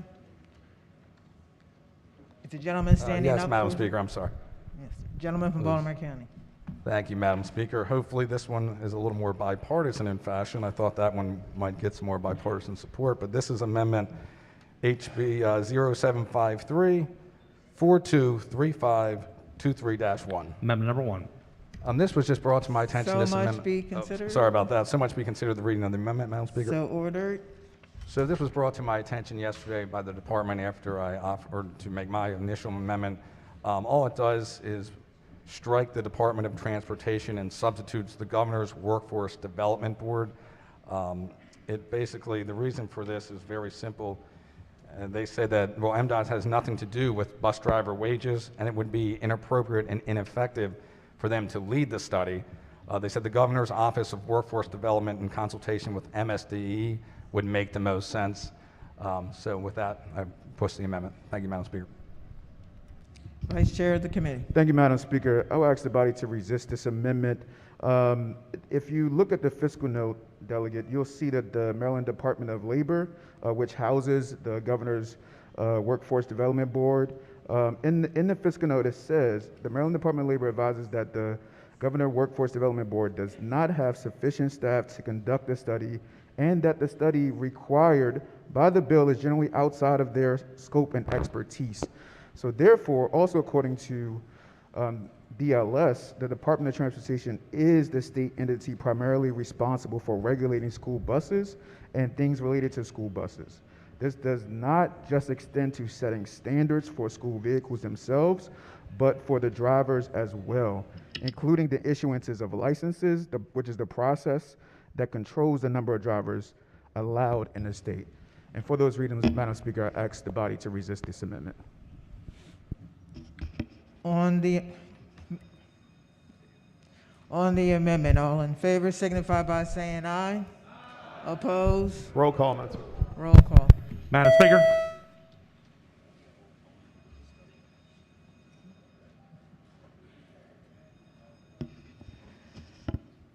Clerk will take the call. The amendment fails. Are there any additional amendments to the bill to its title? Hearing none, the bill is ordered printed for third reading.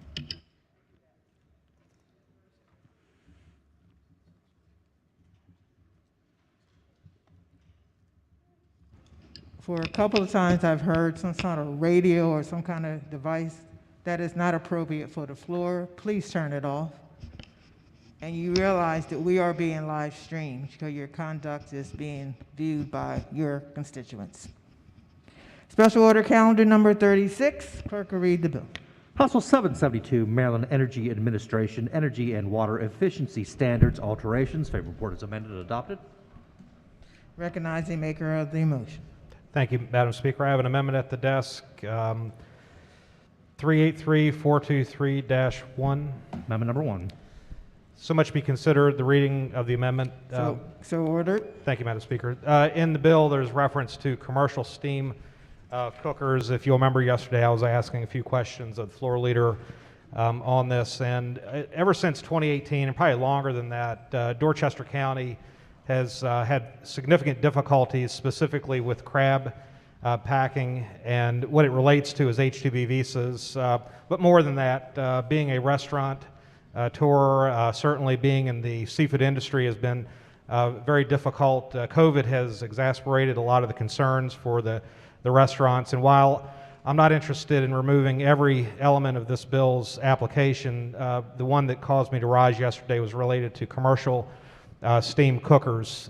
Dorchester County is responsible for 75% of all crab processing. So if you like crab meat, if you like Maryland crab meat, that's coming almost surely from Dorchester County. Also Talbot County is involved. But the point being that these industries and also these businesses are under tremendous stress. I believe that the amendment helps. I know it's incremental, but it's important to put the right foot forward in this particular regard and relieve these crab processors and also these all-you-can-eat crab houses that are really struggling. If you think about it, these all-you-can-eat crab houses are the ones where, when COVID restrictions were in place, those were one of the first restaurants, large open spaces, people together quite a bit. Those are the ones that got hurt the very most through the COVID restrictions.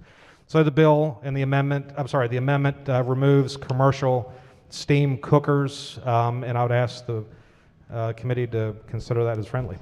Floor leader. Thank you, Madam Speaker. And I want to thank the gentleman for providing the amendment in advance, and I appreciate his concern for the restaurants. And we know restaurants have had a challenging few years, but the good news is that the commercial products in this bill would have the greatest savings, and in fact, commercial steam cookers would save the restaurants considerable money. So under these standards, commercial steam cookers will save around $3,250 per year in energy and water savings. It would only take about 10 months to pay back the difference in cost, and then after that, the restaurant would be saving money. Over the estimated 12-year lifespan of a commercial steam cooker, the restaurant would save around $40,000. That's considerable savings. So I urge the body to resist this amendment. Thank you. Madam Speaker.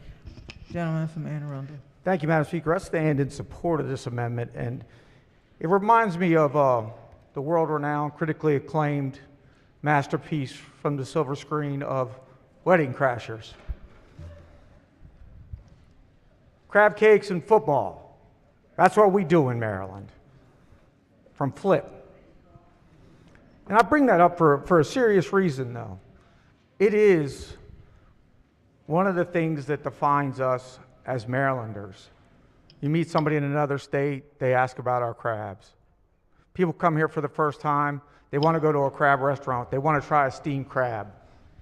And I brought this site up to people last year, and I went back and looked at it. It's tracked the recovery, and it shows the change in employment from when COVID started.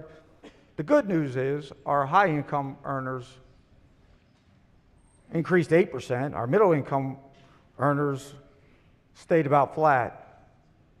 But our latest reading still shows 33% of people that earn $27,000 a year or less are down 33%. And I think a lot of that is attributed to these restaurants that are still struggling to make it back. And we know that there's a lot of people that it's their first job, their entry job, or they're just trying to make an extra few dollars to fill up the gas tank. And just by accepting this amendment, it's not going to solve their problem completely, but it might take the foot off of their throat a little bit. So let's do it for everybody trying to make a living, especially the low-income earners, and to save some of these restaurants and for the crabs. With that, I push the amendment, Madam Floor Speaker. leader. Thank you, Madam Speaker. And nothing in this bill requires restaurants to buy new equipment, and old equipment is not considered a part of this bill. It's only new equipment, and only new equipment that's manufactured after a certain year. And so and there is a robust secondary market for these commercial steam cookers, and leasing is also an option. So I would urge the body to resist this amendment. Thank you. Gentleman from Frederick. I rise. Look, I'm from Frederick. We don't have a tremendous lot of crab harvesting in Frederick, but as a Marylander, I quickly looked onto the Maryland website, msa.maryland.gov, and the first thing it says is Maryland is a national leader in supplying blue crabs and soft clams. 1 week ago today was actually National Crab Day. And when I heard the floor leader said, just in 10 months you can get your investment back, this is a simple concession for what is arguably one of the most identifiable products that we provide our country, crabs. This is an easy one. This is something we can all get behind. And I stand in support of my colleague and his amendment, and I hope my colleagues across the aisle will do the same. Thank you. Madam Speaker. Gentleman from Chairman of the committee. Thank you, Madam Speaker. Very simply, during the testimony, the Restaurant Association did not oppose the bill, and the seafood industry did not oppose the bill. And the reason they did not is for the reason stated by the floor leader, and that is this does not require anyone to change out currently existing equipment. Thank you, Madam Speaker. I would ask that you resist this amendment. Gentleman from the Eastern Shore. Thank you, Madam Speaker. I'll press the amendment. The point that I would make to you is that there are so many bills that come through the legislature, and to the chairman, I wouldn't argue generally that restaurants throughout the state may or may not see benefits. Just understand that for seafood industry, for these businesses in Dorchester County, I've stood in the same packing houses with these business owners that will tell you that they are at the end of their wits, and frankly, one wonders in 2 or 3 years whether we will have crab processing in our state. I'm standing for Dorchester County and for citizens I know that are concerned, and I do admit that the amendment is incremental and that this is not going to make a major impact coming or going, but it's the right thing to do for the Dorchester County, a county that I represent. Those businesses, if they were aware that this bill was here, they would certainly be asking me as the chair of the Dorchester County delegation to stand and defend on what I think is an important bill. Last comment I'll make, then I'll press the amendment, is that I understand the savings behind buying new equipment. Our company buys new equipment all the time, and you take long-term investments and receive the benefit. But these cookers are not cheap, and you're automatically assuming that the restaurants, whether they buy them, lease them, buy in the secondary market, what have you, you're assuming that these crab processing facilities and restaurants actually have the working capital to do such a thing. I'd press the amendment because I'm very concerned that something like this is not a big ask of the committee, and thank you, Madam Speaker, for the opportunity to chime in on this one. All right. The floor leader. Thank you, Madam Speaker. Just a final point that this does not apply to the secondary market, and so restaurants would still be able to purchase secondary market equipment. It also doesn't apply to leased equipment, and restaurants would still get the savings from energy, even from leased equipment. Thank you, and I urge the body to resist the amendment. Thank you. On the amendment, all in favor signify by saying aye. Opposed? Roll call. Madam Speaker.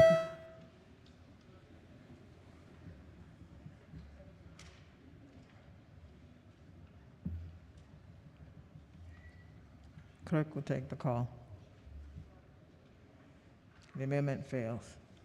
Are there any additional amendments to the bill to its title? Hearing none, the bill is ordered printed for third reading. Special order calendar number 37. Clerk, read the bill. House Bill 862, Election Law, Ballot Canvassing, Multiple Ballots Cast by an Individual. Favor report is amended and adopted. Recognizing the maker of the motion. Thank you, Madam Speaker. I believe there's a few amendments to be offered. I have a couple, but also the gentleman to my right, I think, would like to go first. Thank you. Gentleman from Talbot. Thank you, Madam Speaker. I have an amendment at the desk. The amendment number is 583423/1. Amendment number 1. Move so much be considered the reading of the amendment. So ordered. Thank you, Madam Speaker. Good morning, everybody. It's been a long morning. How you doing? Terrific, terrific. Oftentimes we offer amendments, and you know there's going to be a rancorous debate, and you already know kind of what you're walking into. This bill caught my attention. There's some issues that I've dealt with in the past that have come up. And so I've got an amendment to address some of those issues. They're fundamental. They go to improve the electoral process. And I think this amendment fits perfectly with this bill, okay, with how we're counting ballots, and would do a lot to rectify a problem that really hasn't been highlighted, but it's growing and it's taking effect. Let me explain the amendment for you. It simply says on page 2 that to the extent practicable, the procedures adopted by a municipality to implement absentee voting shall be the same as the procedures used for absentee voting under the election law article. I didn't realize this, but there's multiple systems for voting. We've got the State Board of Elections that run elections throughout the state of Maryland. And then there are also municipalities, and they have a choice. Municipalities can decide whether they want the Board of Elections to run their elections or if they want to do it on their own. Okay, so this I didn't realize this existed, but it does. And when the municipalities take on that responsibility, they have a tendency to set their own rules. Now, the State Board of Elections has not testified in favor of my amendment. They didn't contact me in favor of my amendment. This is something that made perfect sense to me because we're in this new world of absentee ballots. So if we're going to go down this road and we're going to continue to use absentee ballots, then at a minimum, because we're making the law, we're setting the standards and the rules that we should require that the municipalities, if they're going to use absentee ballots, that they also follow state code. This is it right here. We work on this. We vote on this. The committees have hearings. It is well thought out. It is documented. The one I'm holding is annotated, so it's even got more information about what's going on. So we've got a good standard here, and we've got a uniform standard. This book is consistency for elections. This is the consistency. And what's going on right now is municipalities are setting their own rules or doing things their way, and they may be very justified for the decisions they're making to do that. But the consistency is what we need to make sure is maintained in our election system, especially if we're using, especially with the expansion of absentee ballots. So I hope everybody is wide awake. I hope you've heard my arguments because this is an improvement. This is a good addition to the underlying bill. And I encourage you to take it with an open mind, and I encourage you to vote for it. Thank you, Madam Speaker. Floor Leader. Thank you, Madam Speaker. Colleagues, before I respond directly to this amendment, I want to just take a step back and make sure everyone understands what this bill does. Okay, this is actually kind of a little bill. It's very narrow in its focus, okay? But it's very important because there is nothing more important than making sure that every vote counts in our elections. Okay, so this bill fixes a very specific problem. That very specific problem is that under existing law, if someone submits 2 absentee ballots, and there are lots of reasons why someone might submit 2 absentee ballots. They forgot they mailed the first one. A spouse trying to be helpful but forgetting to communicate mailed the first one for them and they thought they lost it. Okay, who knows? There are lots of reasons why someone may end up submitting a second absentee ballot. And our existing law recognizes that and says if the same voter submits 2 absentee ballots, One counts and the other one gets rejected, okay? If a voter submits an absentee ballot and then is concerned, maybe they forgot to sign the oath on the envelope, maybe it got lost, any of those same reasons, if instead of submitting a second absentee ballot, that voter decides to go to a polling place and vote a provisional ballot, which is the option they will be given if they've requested an absentee ballot and show up to vote in person. So that voter who's taking an extra step to make sure their vote gets counted inadvertently loses their voice in our election. Both ballots, the absentee ballot and the provisional ballot, will be rejected. Okay?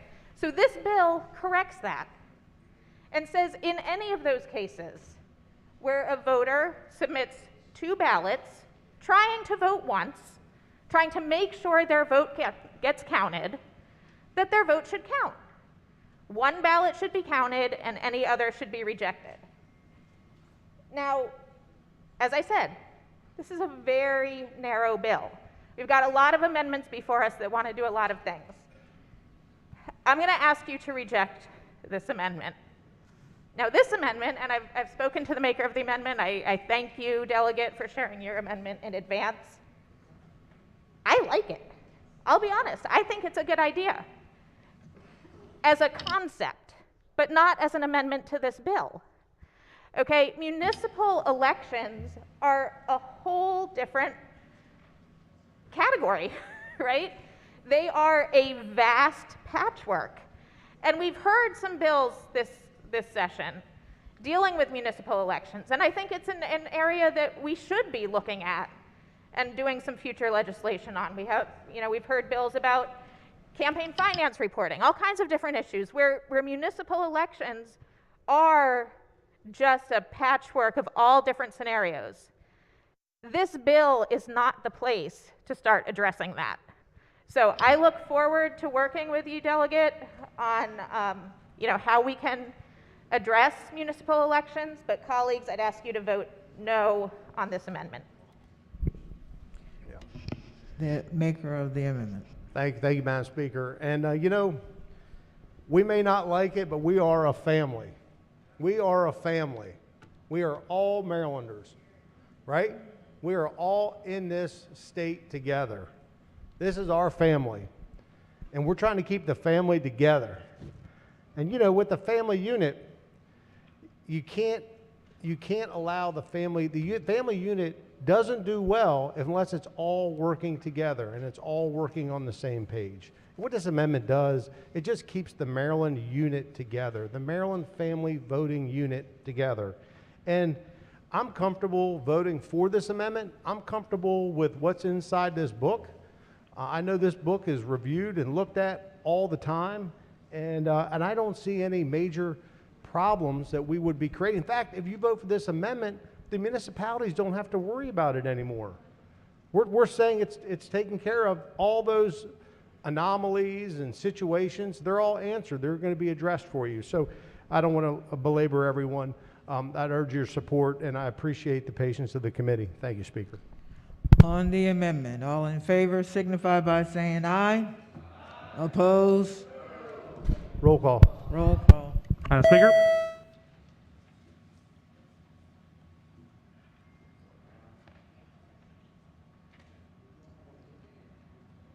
Clerk, take the call. The amendment fails. Are there any additional amendments to the bill to its title? Recognizing the gentleman from St. Mary's. Thank you, Madam Speaker. I have an amendment at the desk. Amendment 483024/1. Amendment number 1. So be considered reading of the amendment. So ordered. Thank you, Madam Speaker. The problem this amendment is trying to solve is to get rich activists that want to manipulate our elections to make them stop. I'm going to call out the amendment for those that can't find it in their system or they might not be able to read it.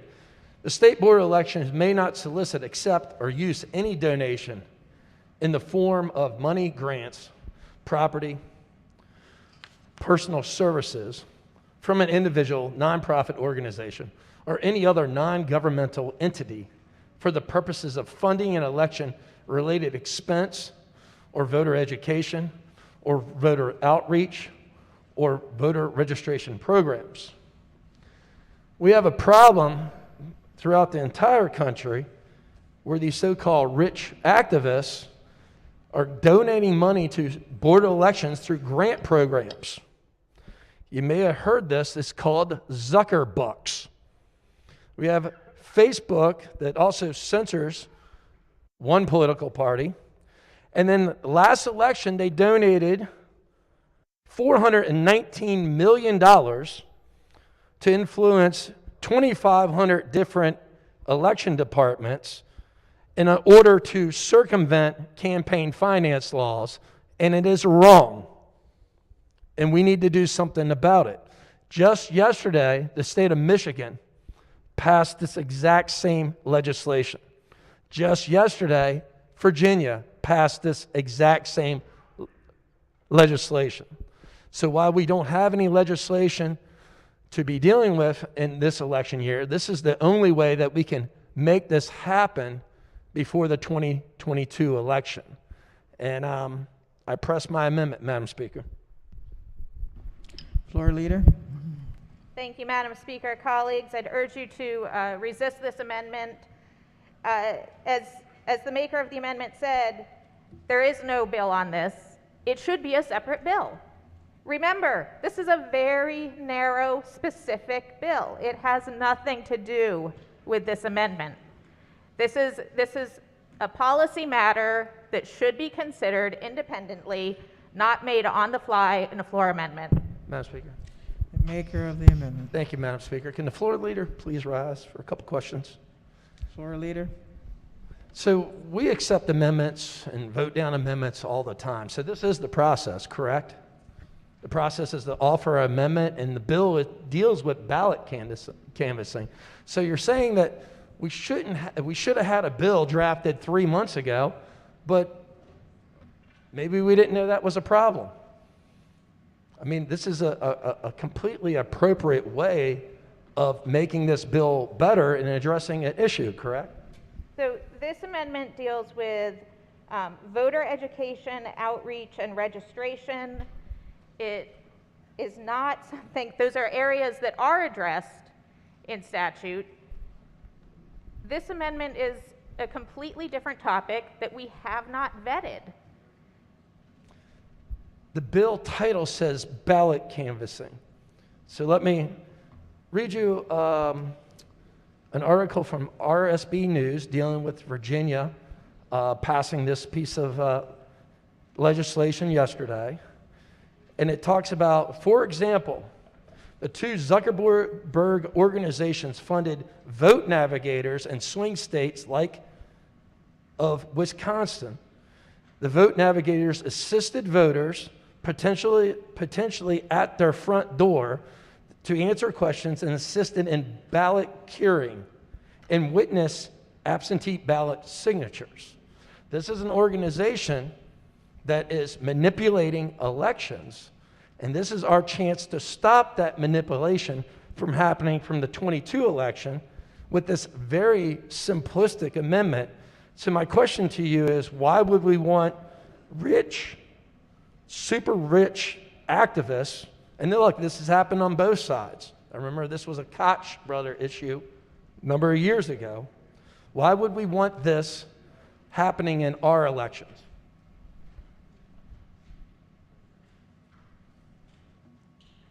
Floor leader. So we're not aware of this being an issue in Maryland, and this is an issue that should be heard. The boards of elections should be consulted, and it should stand alone and have a hearing. Again, colleagues, I'd ask you to resist this amendment. Thank you. So, Madam Speaker, on the amendment.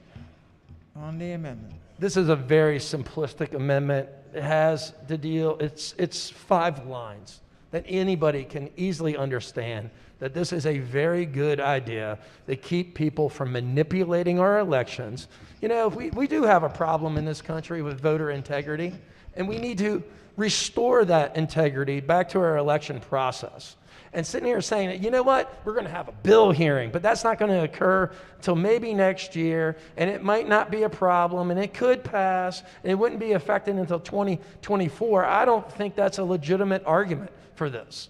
We have an election, one apparently coming up July 19th, and we need to protect it for our own citizens. So I press the amendment, Madam Speaker. On the amendment, all in favor signify by saying aye. Oppose? Roll call. Roll call. Madam Speaker.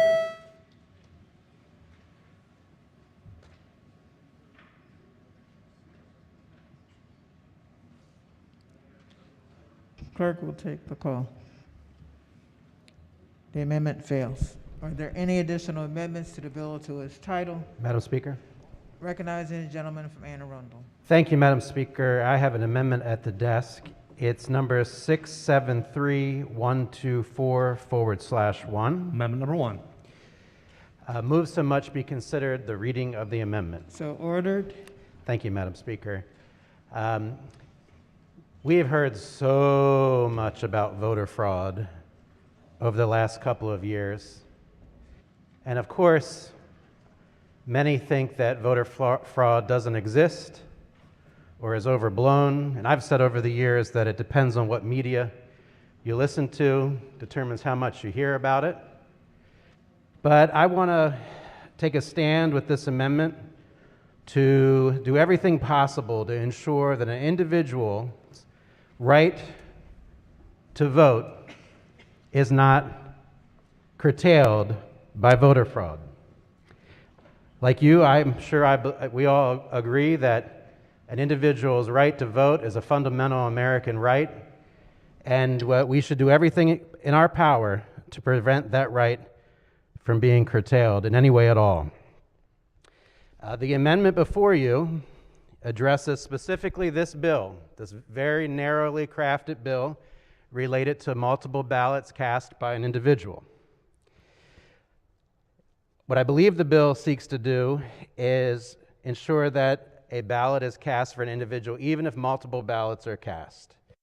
I believe it's the intent that the first ballot would be the one that is selected. Nevertheless, what my amendment does is, put bluntly, if you show up to vote and you're told you can't, you've already voted by mail, the board is required to allow you to vote by provisional ballot.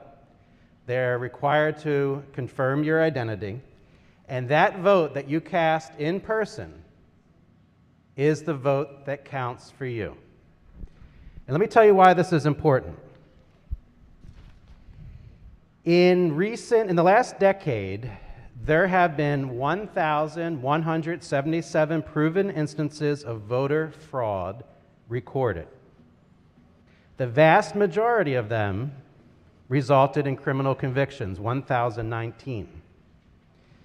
There have been 165 cases of criminally convicted, absentee, mailed-in ballot voter fraud. This reflects nearly 30% of all voter fraud convictions since the year 2016. Let me give you a couple of examples, and let me tell you, people in both major parties are guilty of this. People in both major parties are guilty of voter fraud in this country, criminal convictions. Let me tell you a quick story about a candidate, Shannon Brown. He and his wife were really interested in ensuring that their historically tight elections would result in a victory. So during the 2018 Democratic primary in Longview City, Texas, in a county council election, Jackson's husband, Shannon Brown, organized a scheme to harvest absentee ballots with help from 2 paid campaign workers. They preyed on vulnerable people, people in poverty, and these people went around and basically bought people's ballots, said, sign it here and give it to us. They were charged with over 100 different felony charges, including providing false information on a voting application, election fraud, and tampering with a government record. In another area, someone named Dion Herrera conspired to falsify absentee ballots. And, in fact, this candidate was charged, the campaign employee was charged and convicted. But prior to the conviction and all that, their candidate of choice won the Democratic primary by 2 votes. In southern Texas, there's a tradition down there called, can't even pronounce it, but it's where people go around and they round up mail-in ballots. There were FBI investigations, and it resulted in 11 federal indictments. And in this case, what they would do is they would go around to voters around the time that the mail-in ballots were arriving in mailboxes and said, if you give us your ballot and you sign it, we'll give you weed. We'll give you money. And this resulted in many indictments and convictions. It's not just Democrats. Those were all Democratic primary situations. Republicans do it too. In Scottsdale, someone, a Republican, was indicted by a grand jury and later convicted for illegal voting, sending in an absentee ballot from their spouse, who was very angry about it. Different political party. This was a general election. Must be something going on with spouses here, but another Republican, Tony Lee Newbill, pleaded guilty for voting twice for her deceased relatives who lived at the same address in the hopes of electing Donald Trump. And I have lots of examples. You know, if anybody ever wants to take a look, there's a whole website dedicated to the charges and convictions related to this. But I think we all agree that your vote is sacred. Each of our individual votes is sacred. And there are documented cases where people, even in your own home, vote for you and mail in your ballot illegally. So it's my belief that the government has no idea who filled out those ballots for you. But if you show up, you have a photo ID or other document that the federal government through the Supreme Court has determined to be valid and not violate constitutional rights. If you show up and it's you, that vote that you cast on Election Day should be the one that counts. And for those reasons, I urge a favorable vote on this amendment. Floor leader. Thank you, Madam Speaker. This amendment, again, does a lot of things. Some of it's related to the bill, some of it's not. I think there's a couple of points. First of all, the amendment is problematic because it says that we should reject the absentee or provisional ballot and instead count the ballot that was cast in person. Provisional ballots can only be cast in person. So, but aside from the sort of technical problems with the amendment, there's a bigger problem. We don't have do-overs. There are no take-backs once your vote is cast. If we say we're going to accept the provisional ballot, then we are inviting voters to take a second bite at the apple, to change their mind and vote again. We can't give that invitation. This is a very rare occurrence. We want to keep it rare. We want to keep it rare and make sure that when it does happen, we still make sure every voter has a voice in our elections. So colleagues, please resist this amendment. On the amendment. Madam Speaker. Just quickly, if I can, Madam Speaker, the expansion of mail-in voting in this country invites voter fraud. You're throwing gasoline on the fire of voter fraud, and there will be an increase of individuals' sacred vote cast aside. And if you don't adopt this amendment, there is no safeguard, there's no backstop to ensure that your vote is the one that counts on Election Day. And for those reasons, I urge a favorable vote. Thank you, Madam Speaker. Floor leader. Madam Speaker, voter fraud is already illegal. Impersonating a voter, voting under a false name, taking a false oath on your ballot, these are all criminal violations, and the Office of the State Prosecutor will prosecute them. But we haven't had a single case prosecuted. because these problems that you're hearing so much about are not occurring in Maryland. We have systems in place to guard against them, and we need to ensure that every voter's vote counts. Please resist the amendment. On the amendment, all in favor signify by saying aye. Opposed? Roll call, Madam Speaker. Roll call. Madam Speaker.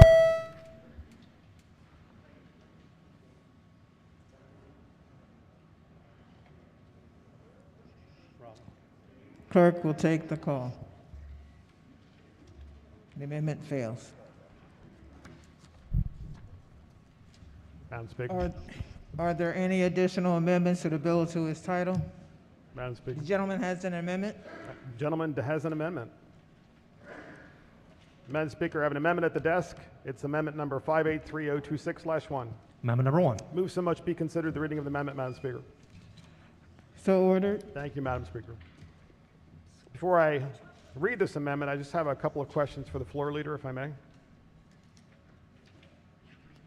Sure, and then I look forward to reading the amendment. Thanks. And I just want you to know, floor leader, I would have provided this amendment to you in advance, but it just came in my email inbox. So the bill is House Bill 862, Election Law, Ballot Canvassing, multiple ballots cast by an individual. I'm looking at the last page, page 2 of 2, at the bottom, where the new language says it's a local board, if a local board receives more than one ballot in separate envelopes from the same individual. Can you explain to me how that happens? How someone submits more than one ballot? Well, you have a bill in front of us that says if a local board receives more than one ballot in separate envelopes from the same individual. So I'm just confused. How does an individual get two ballots? So an individual can request an absentee ballot, and if that ballot is damaged or lost, they can request another one.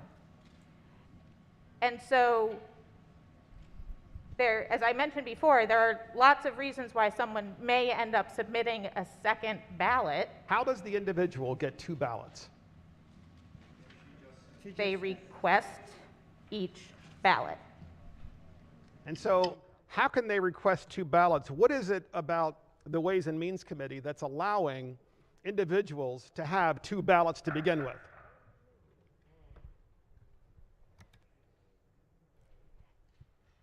So if a voter requests a ballot and doesn't receive it, they might get nervous. They might think it's lost in the mail. They might reach out to the Board of Elections and say, I never received my ballot. I need another one. I need you to send another. That's one way it could happen. And so it could happen, as you say, because they lost the first one, requested a second one, but this language says if a local board receives more than one ballot in separate envelopes from the same individual. So it just confuses me. The individual didn't lose the first ballot because they casted two ballots, because the same individual cast two ballots in two separate envelopes according to your bill.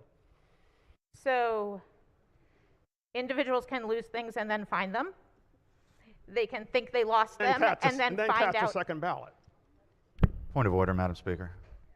The gentleman's asking questions and not allowing the floor leader to respond to them. Happy to allow her to respond. Thank you. Floor leader. So an individual could lose a ballot, request a second ballot, find the ballot, and be confused, right? We don't know how someone may end up submitting two ballots. It could be that, as I mentioned before, you know, a member of the household trying to be helpful sees a ballot ready to be mailed, puts it in the mail, doesn't mention it.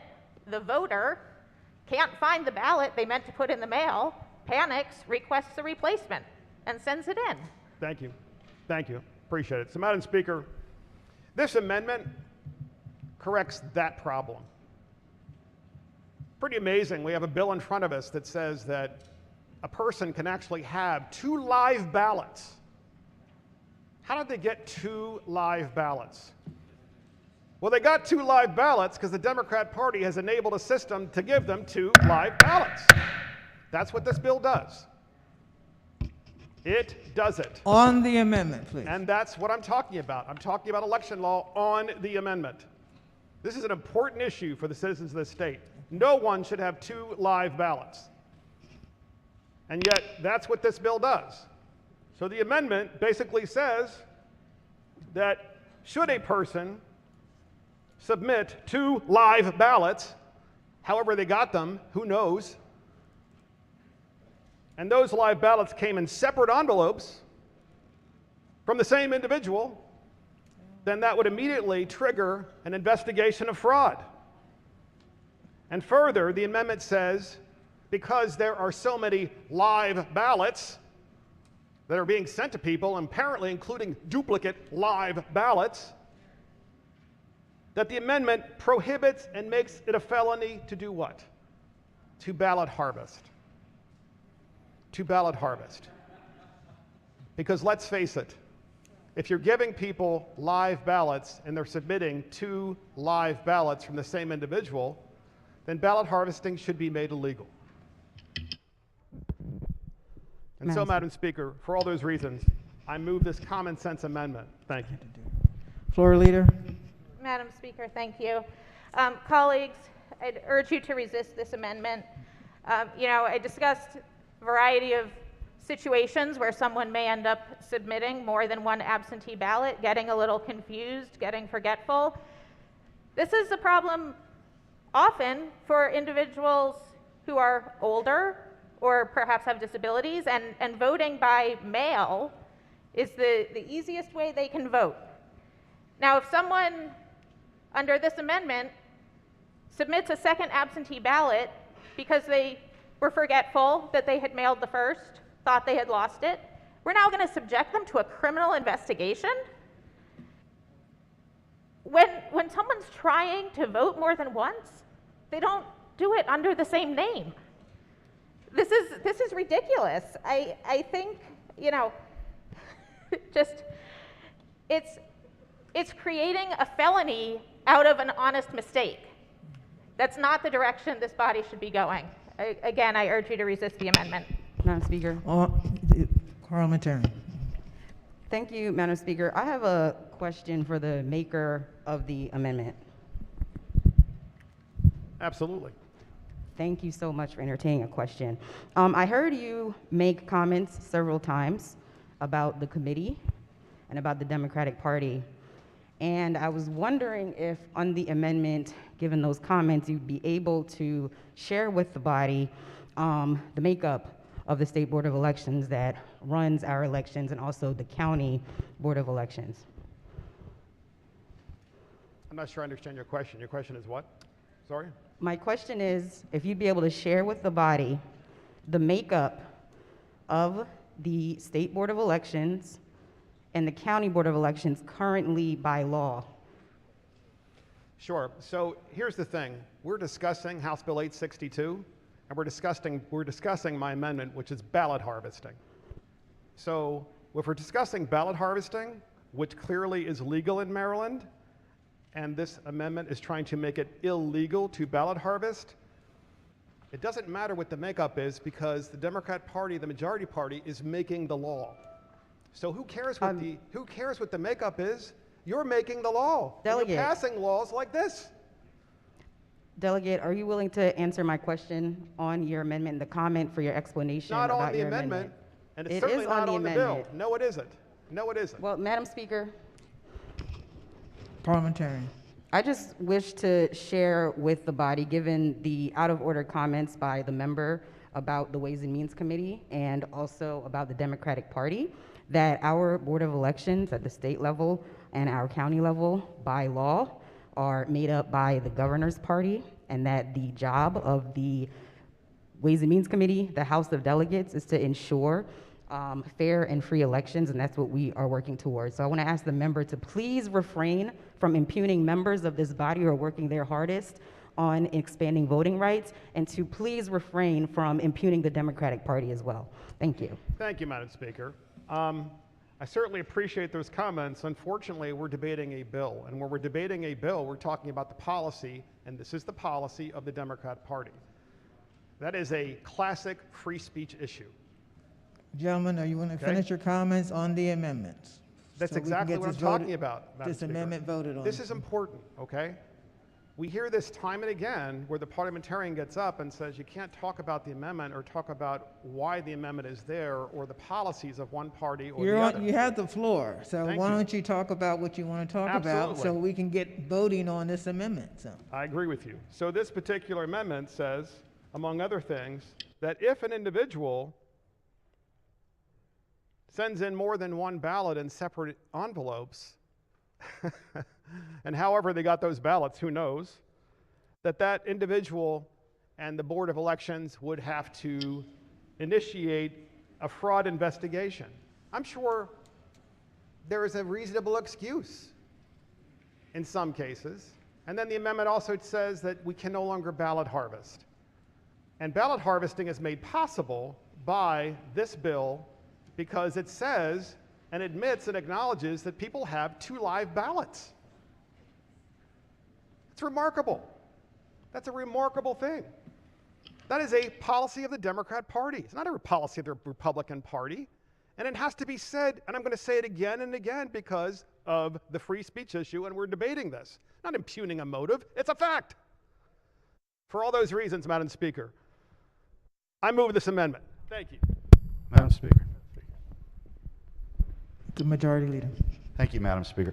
I know it's not just me. I know it's not just Democrats. I talk to people in the minority party, too, who are also annoyed by these incessant attempts to inject D.C.-style partisanship onto this floor. I know it's not just me. And yeah, the gentleman has the right to say what he wishes on the floor. It doesn't make it the right thing to do. It doesn't make it a good argument.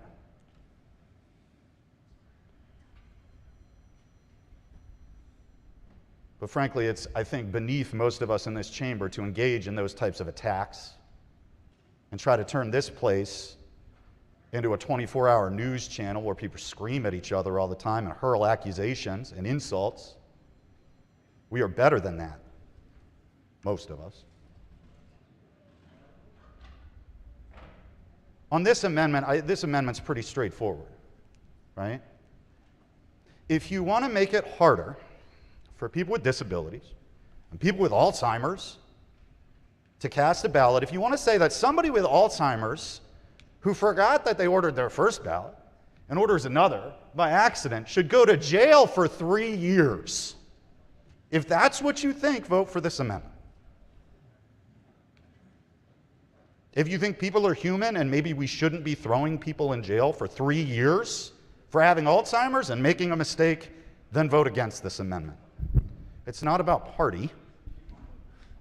It's about the basic rights of voters. Madam Speaker. I'd ask the body to reject the amendment. Madam Speaker. Is the minority or the majority leader really on the bill there? I haven't called on you yet.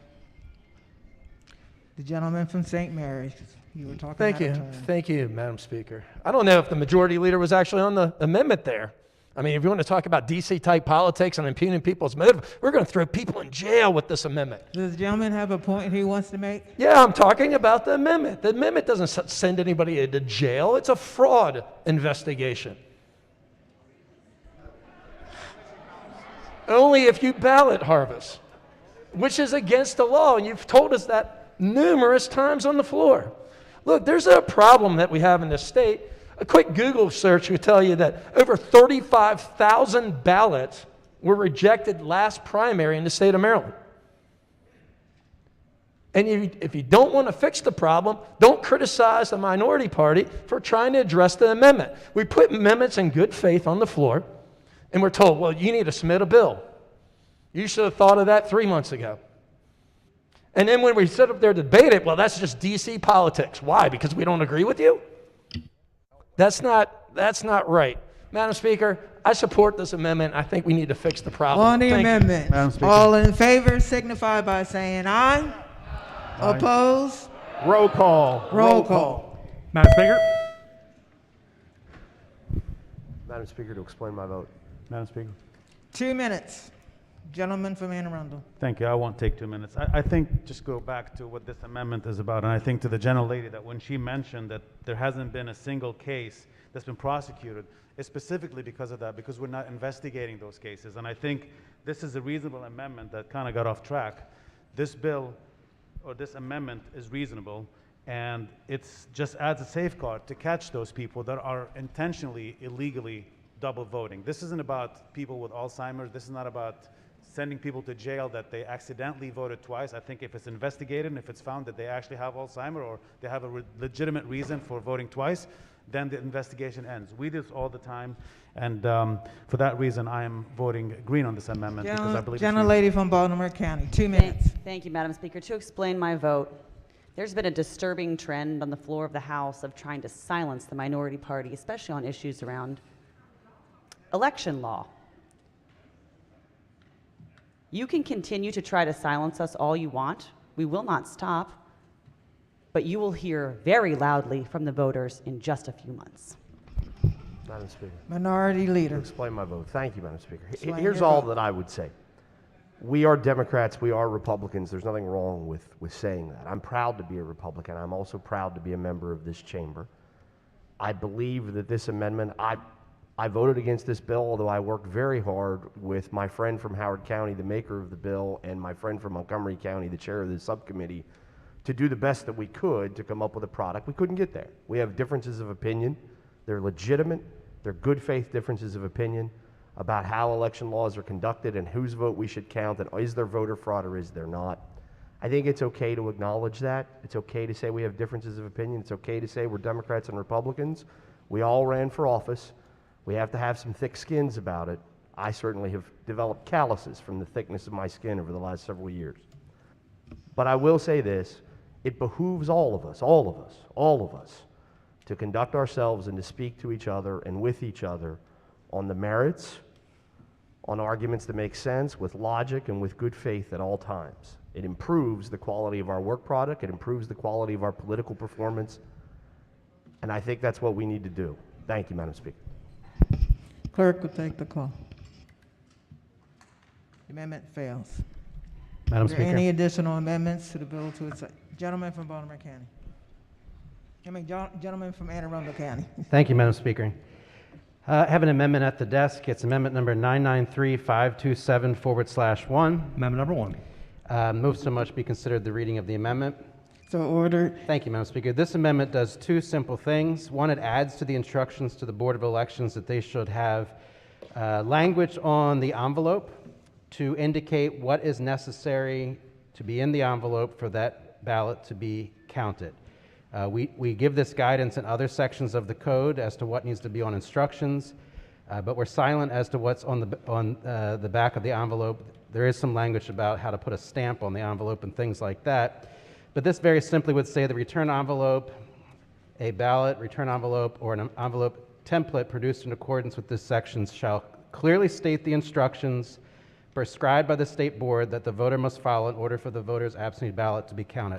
I think this is important. The gentleman from Baltimore County brought up yesterday that putting more than one ballot in one envelope, which seems like a pretty easy mistake to make.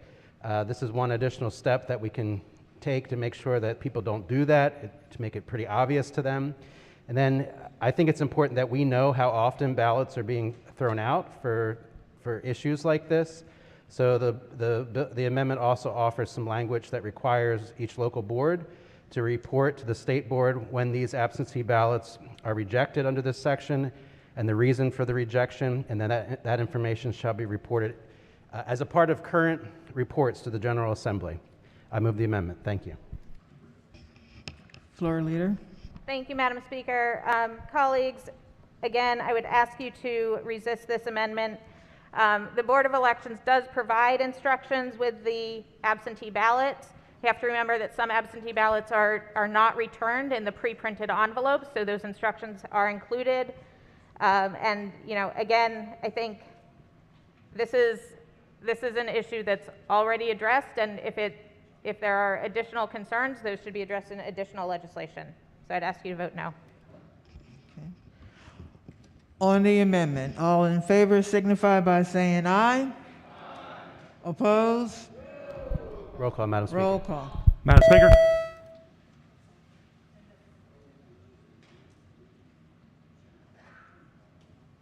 Has everyone recorded their vote? Clerk will call the roll. The amendment fails. Are there any additional amendments to the bill or to its title? Hearing none, the bill is ordered printed for third reading. Quorum call. Madam Speaker.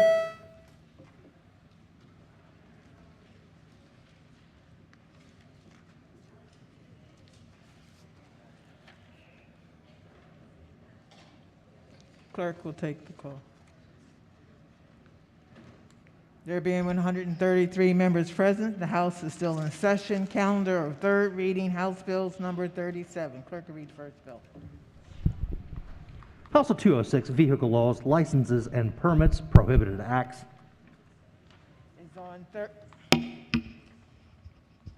Is on third reading and final passage. Is there any debate? If not, clerk will take the call. Madam Speaker.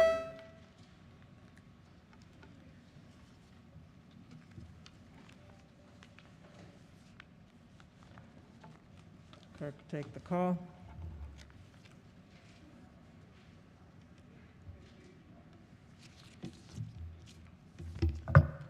There being 134 votes in the affirmative,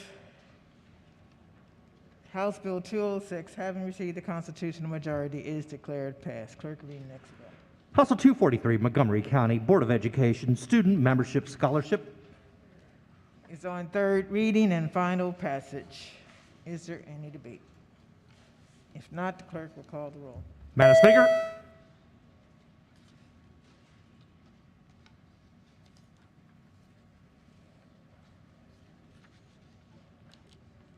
Has everyone recorded their vote? Does anyone care to change their vote?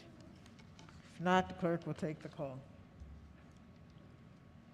There being 115 votes in the affirmative, House Bill 243, having received the constitutional majority, is declared passed. Clerk, read next bill. House Bill 302, Baltimore County Property Tax Credit for Homeowners Who Have Suffered a Hardship. Is on third reading and final passage. Is there Madam any Speaker. debate? Gentleman from Anne Arundel. Can the floor leader rise for a quick question, please? Floor leader. Hello, sir. Can you just explain to me just quickly what it is and what is the criteria? Well, the bill is authorizing the county to grant a property tax to a homeowner who does not qualify for the home property tax credit because their income exceeds the limit due to expenses related to financial hardship. So what is the criteria, definition of hardship? Can you, I looked at the bill, I didn't see it explained there. Could be a medical crisis, could be a disaster, any of those things. So it's not a percentage of their salary, just they can prove that they have some sort of hardship? Yep. Thank you. Thank you, Madam Speaker. Is there any further debate? If not, the clerk will call the roll. Madam Speaker. Has everyone recorded the vote? Does anyone care to change their vote? If not, the clerk will take the call. There being 137 votes in the affirmative, House Bill 302, having received the constitutional majority, is declared passed. Clerk, read the next bill. House Bill 602, Board of Public Works Solderly Plantation Operating Grant. Is on third reading and final passage. Is there any debate? If not, the clerk will call the roll. Madam Speaker.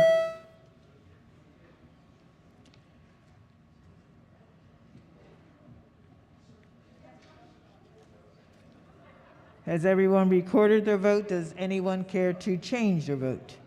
If not, the clerk will take the call. There being 111 votes in the affirmative, House Bill 602, having received a constitutional majority, is declared passed. Clerk, read the next bill. House Bill 684, Maryland Medical Assistance Program, Psychiatric Inpatient Care Admissions Restrictions, Psychiatric Hospital Admissions Equity Act. Is on third reading and final passage. Is there any debate? If not, the clerk will call the roll. Madam Speaker. Has everyone recorded their vote? Does anyone care to change their vote? If not, the clerk will take the call. There being 137 votes in the affirmative, House Bill 684, having received the constitutional majority, is declared passed. Clerk will read the next bill. House Bill 714, Bay Restoration Fund, intended use plans and privately owned wastewater facilities. Is on third reading and final passage. Is there any debate? If not, the clerk will call the roll. Madam Speaker?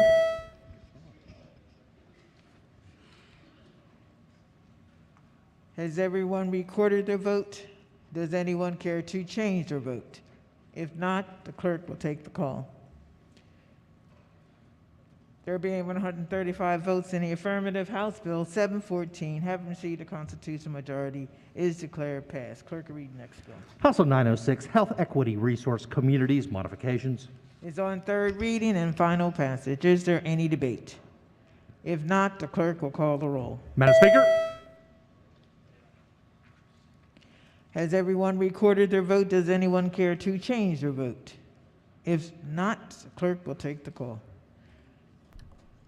There being 127 votes in the affirmative, House Bill 906, having received the constitutional majority, is declared passed.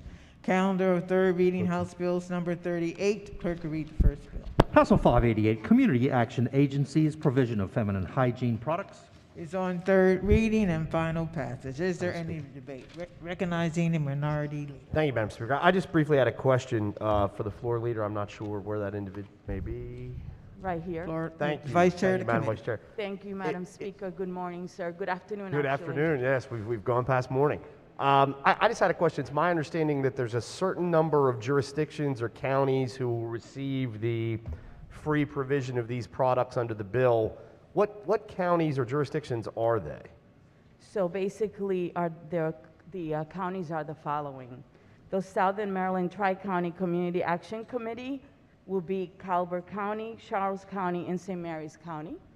The United Against Poverty will be Prince George's County.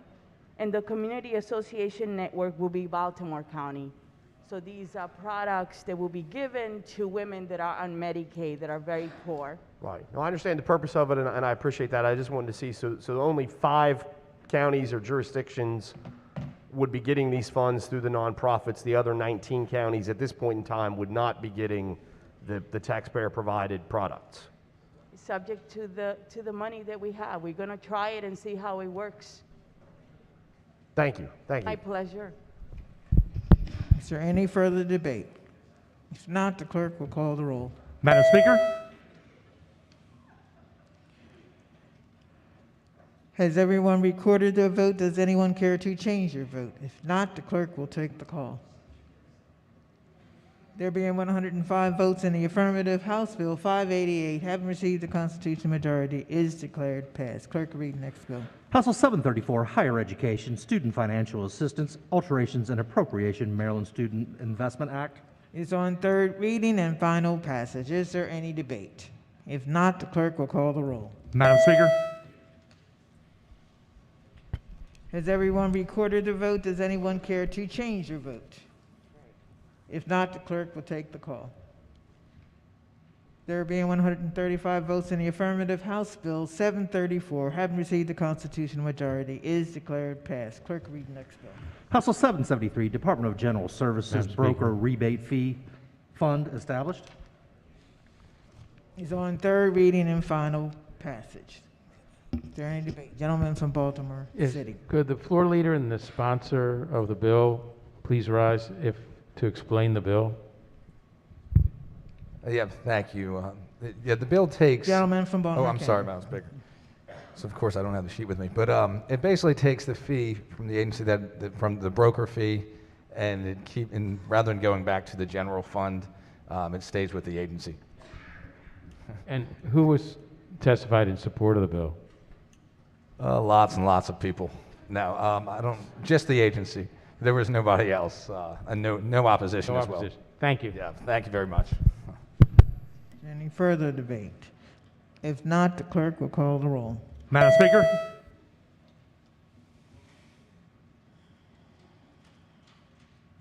Has everyone recorded their vote? Does anyone care to change their vote? If not, the clerk will take the call. There being 138 votes in the affirmative, House Bill 773, having received a constitutional majority, is declared passed. Clerk will read the next bill. House Bill 891, Department of Transportation and Spending Affordability Committee reports. It's on third reading and final passage. Is there any debate? If not, the clerk will call the roll. Madam Speaker? Has everyone recorded their vote? Does anyone care to change your vote? If not, the clerk will take the call. There being 138 votes in the affirmative, House Bill 891, having received a constitutional majority, is declared passed. Clerk will read the next bill. House Bill 920, Correctional Services, Medical Parole, Life Imprisonment. Is on third reading and final passage. Is there any debate? If not, the clerk will call the roll. Madam Speaker? Has everyone recorded their vote? Does anyone care to change their vote? If not, the clerk will take the call. There being 86 votes in the affirmative, House Bill 920, having received the constitutional majority, is declared passed. Clerk will read the next bill. House Bill 930, Senator William H. Amos, Fire Rescue and Ambulance Funds, Property Acquisition and Construction of Facilities. Is on third reading and final passage. Is there any debate?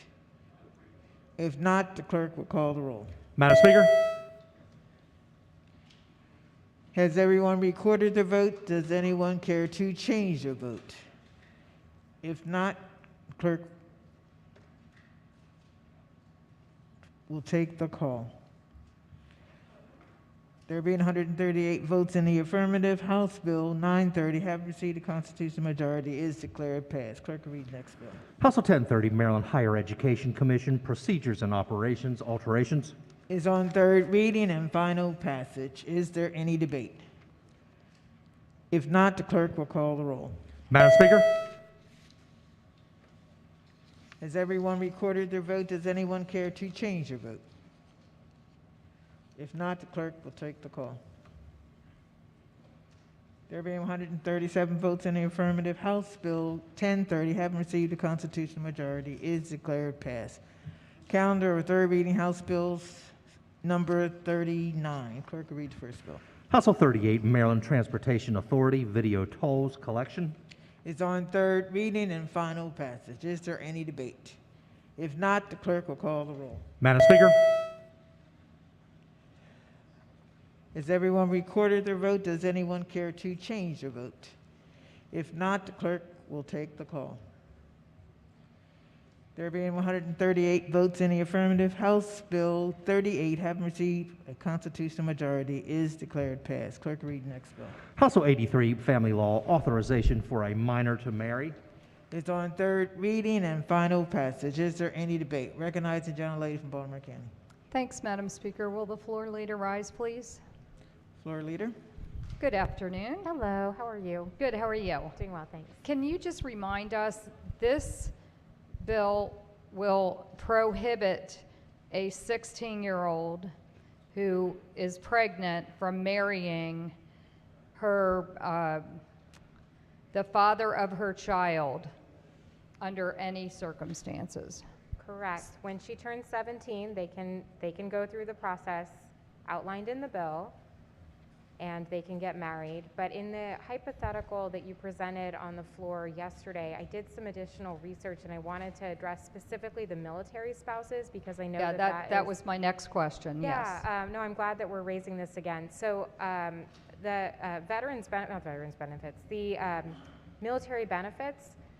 Specifically for parents actually apply as long as you're able to establish paternity. So marriage is not a requirement in order to have the woman, the mother in this case, a young woman, 16-year-old pregnant woman in the hypothetical, qualify for health care benefits. So she would still be able to qualify as long as she establishes paternity. But it would prohibit her from qualifying for housing, because housing requires that you're married.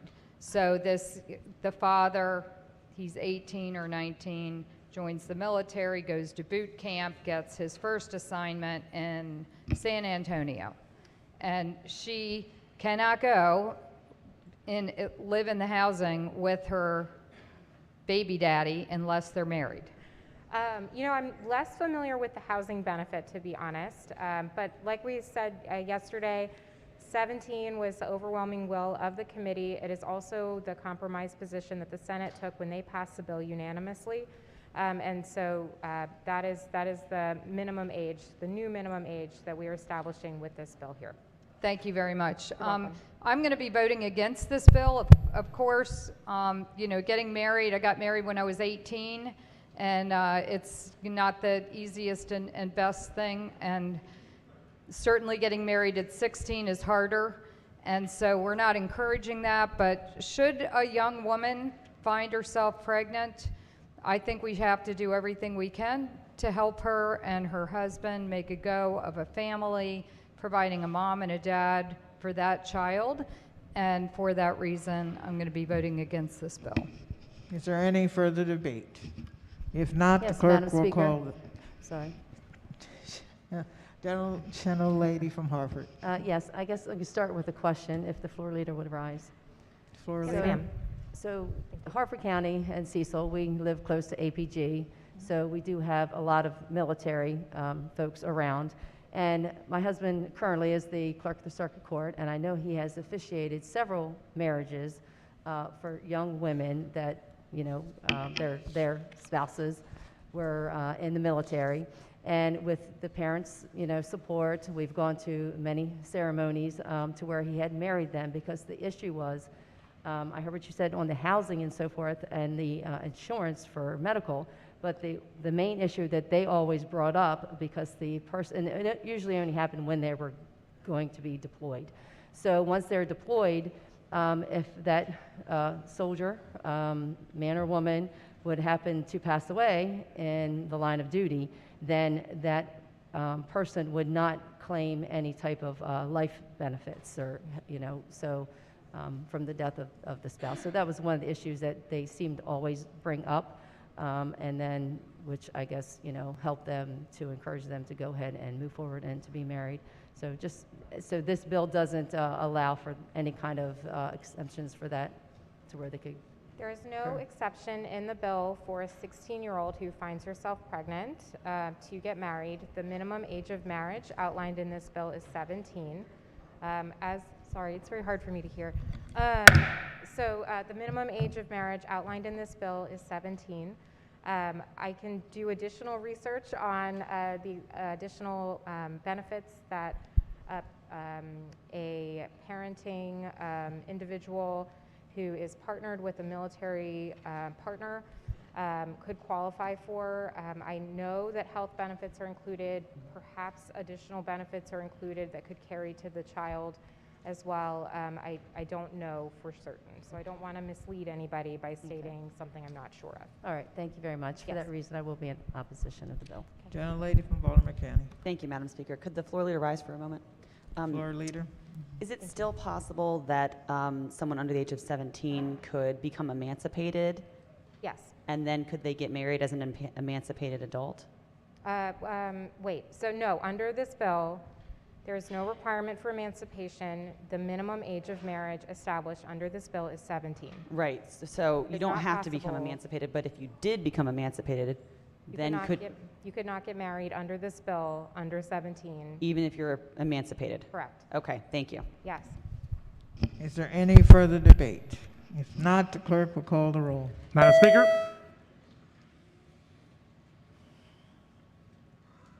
Has everyone recorded their vote? Does anyone care to change their vote? If not, the clerk will take the call. There being 100 votes in the affirmative, House Bill 83, having received a constitutional majority, is declared passed. Clerk, read the next bill. House Bill 406, Children in Out-of-Home Placements, Placement in Medical Facilities. Is on third reading and final passage. Is there any debate? Gentleman from Allegheny. Thank you, Madam Speaker. May the floor leader please rise. Floor leader. Hi there. Hello, sir. I understand that in committee there was some discussion about one department over another for the responsibility. However, an amendment defines both of the departments in there as an either-or to find the solution for. Is that correct? That is correct. So depending on who holds custody of the child or who has responsibility, it would either be the Department of Human Services or the Department of Health that is responsible for the requirements of this bill. Thank you very much. You good? Thank you. All right. Madam Speaker, I would encourage the body to vote green. My concerns with this has been addressed by that amendment, so I urge the body to vote green. Okay. Is there any further debate? If not, the clerk will call the roll. Madam Speaker?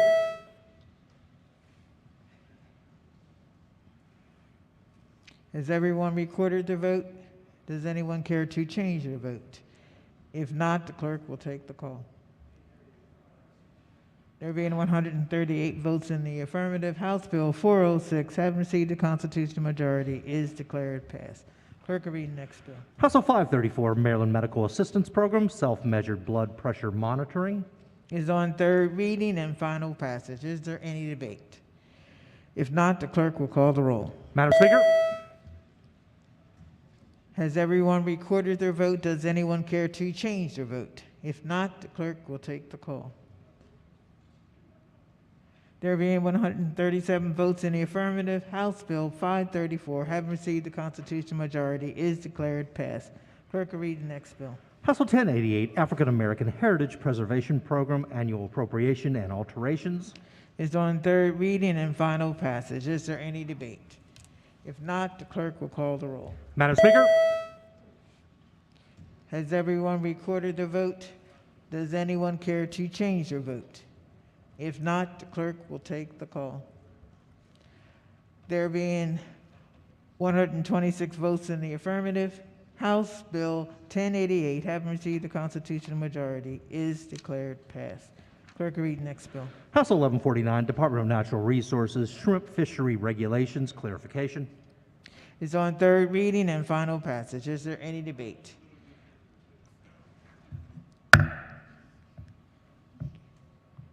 If not, the clerk will call the roll. Madam Speaker? Has everyone recorded their vote? Does anyone care to change their vote?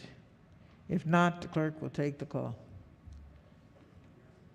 There being 137 votes in the affirmative, House Bill 1149, having received the constitutional majority, is declared passed. Madam Speaker.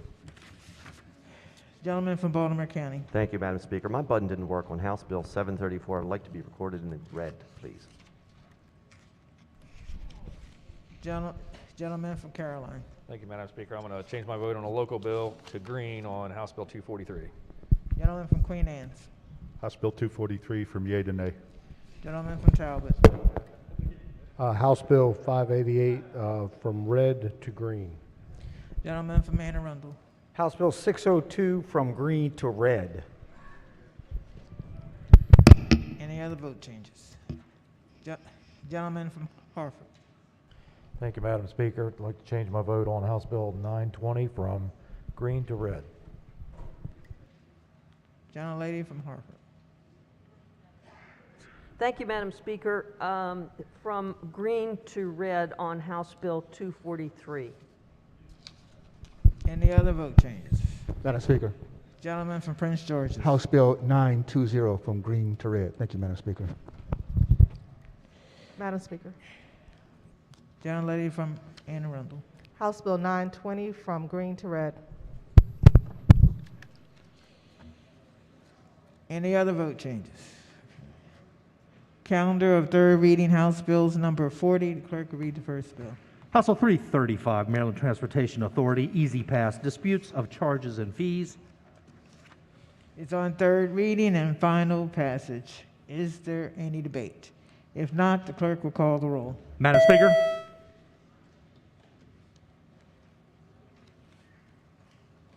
Has everyone recorded their vote? Does anyone care to change their vote? If not, the clerk will take the call.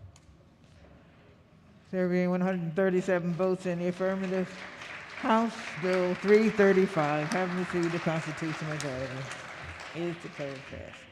Clerk will read the next bill. House Bill 404, Vehicle Laws, Speed Limits Establishment. Is on third reading and final passage. Is there any debate? Recognizing Speaker. Minority Whip. Thank you. Thank you. Just one quick question for the floor leader on the bill, if I could, whoever that is. There you are. Oh, there you are. Hey. Good afternoon, sir. How are you? So does this just apply to Baltimore City, or is this a statewide bill? The way I read it, I thought it applied just to Baltimore City, but I want to make sure it wasn't amended. It's a statewide bill. It's a statewide bill. It is, sir. And the effect of it is what? What's it do? It authorizes a local authority or jurisdiction to decrease the maximum speed limit. It's similar to what we did for Montgomery County a couple of years ago, and it just makes it statewide. So Okay. it allows a local jurisdiction to decrease a maximum speed limit in certain areas. Is it to decrease the maximum speed or to Yes. increase it or both? To decrease after an engineering study. Okay, all right. Thank you. Does that, good, okay, Thank thank you. Madam Speaker. Gentleman from Anne Arundel. Thank you, Madam Speaker. Just a quick question for the floor leader. Does this change anything in the law as it relates to speed camera enforcement? No, I don't think so. I mean, again, we're just modeling what we did in MoCo a couple of years ago. Thank you. Thank you, Madam Speaker. Is there any further debate? If not, the clerk will call the roll. Madam Speaker. Has everyone recorded their vote? Does anyone care to change their vote? If not, the clerk will take the call. There being 109 votes in the affirmative, House Bill 404, having received the constitutional majority, is declared passed. Clerk will read next bill. House Bill 635, Anne Arundel County Special Taxing Districts, Exemptions. It's on third reading and final passage. Is there any debate? If not, the clerk will call the roll. Madam Speaker. Has everyone recorded their vote? Does anyone care to change their vote? If not, the clerk will take the call. There being 138 votes in the affirmative, House Bill 635, having received a constitutional majority, is declared passed. Clerk will read the next bill. House Bill 642, Baltimore City Homestead Property Tax Credit Notice. Is on third reading and final passage. Is there any debate? If not, the clerk will call the roll. Madam Speaker. Madam Speaker. Hold on a second. Okay. Has everyone recorded their vote? Does anyone care to change their vote?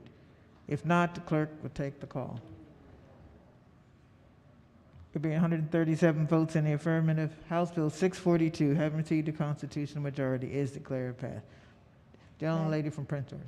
Madam Speaker, I'd like to change my vote on House Bill 920 from yay to nay.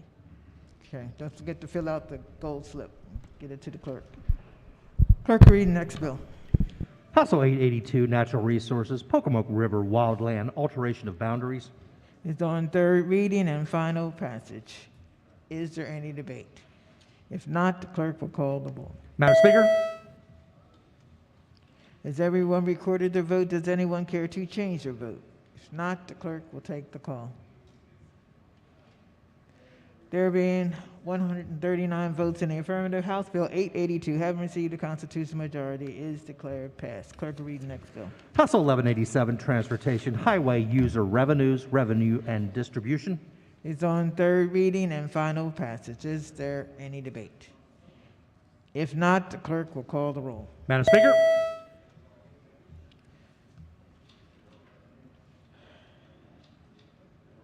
Has everyone recorded their vote? Does anyone care to change their vote? If not, the clerk will take the call.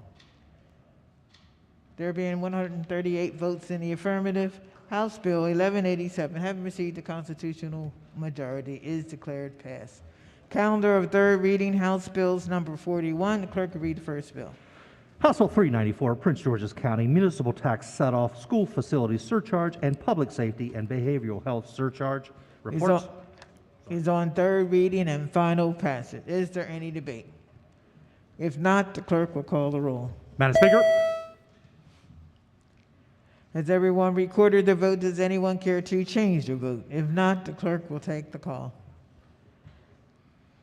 There being 138 votes in the affirmative, House Bill 394, having received a constitutional majority, is declared passed. Clerk will read the next bill. House Bill 483, Homeowners Property Tax Credit, Identification of Eligible Homeowners.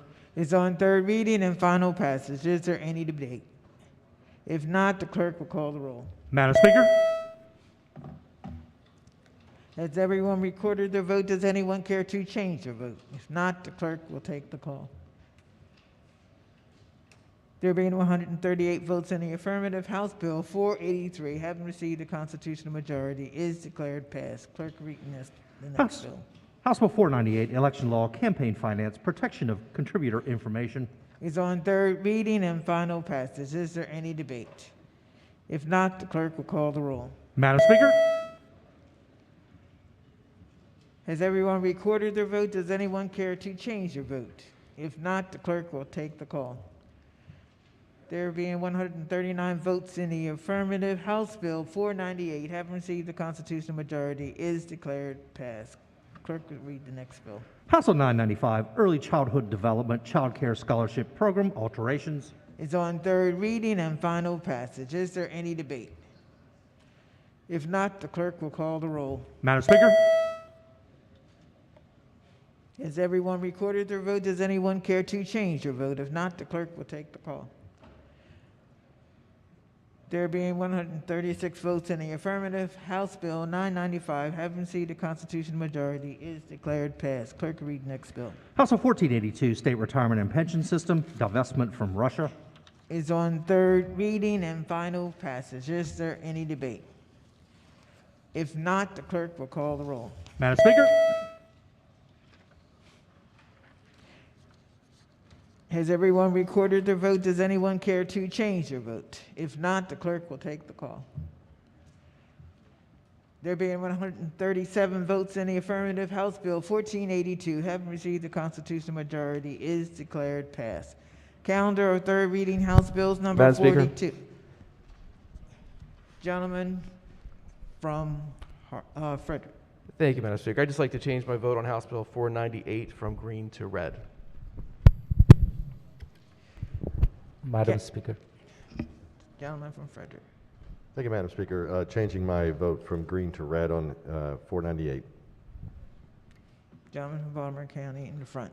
Thank you, Madam Speaker. I would like to change my vote from A to nay 862-673-124/1. Thank you. HB 862. Elder gentleman 862. Okay. Elder gentleman from Baltimore County. I'd like a vote change on HB 642 to yay. Young lady from Prince George's. Madam Speaker, I'd like to be, my button wasn't working on House Bill 995 and like to be recorded in the green. Thank you. Gentleman from Hartford. Thank you, Madam Speaker. My button didn't work on House Bill 1482. I'd like to be recorded in the green. Any other vote changes? Okay. Calendar of third reading House Bills number 42. The clerk will read the first bill. House Bill 680, Baltimore County Property Tax Credit, Supermarkets. Is on third reading and final passage. Is there any debate? If not, the clerk will call the roll. Madam Speaker,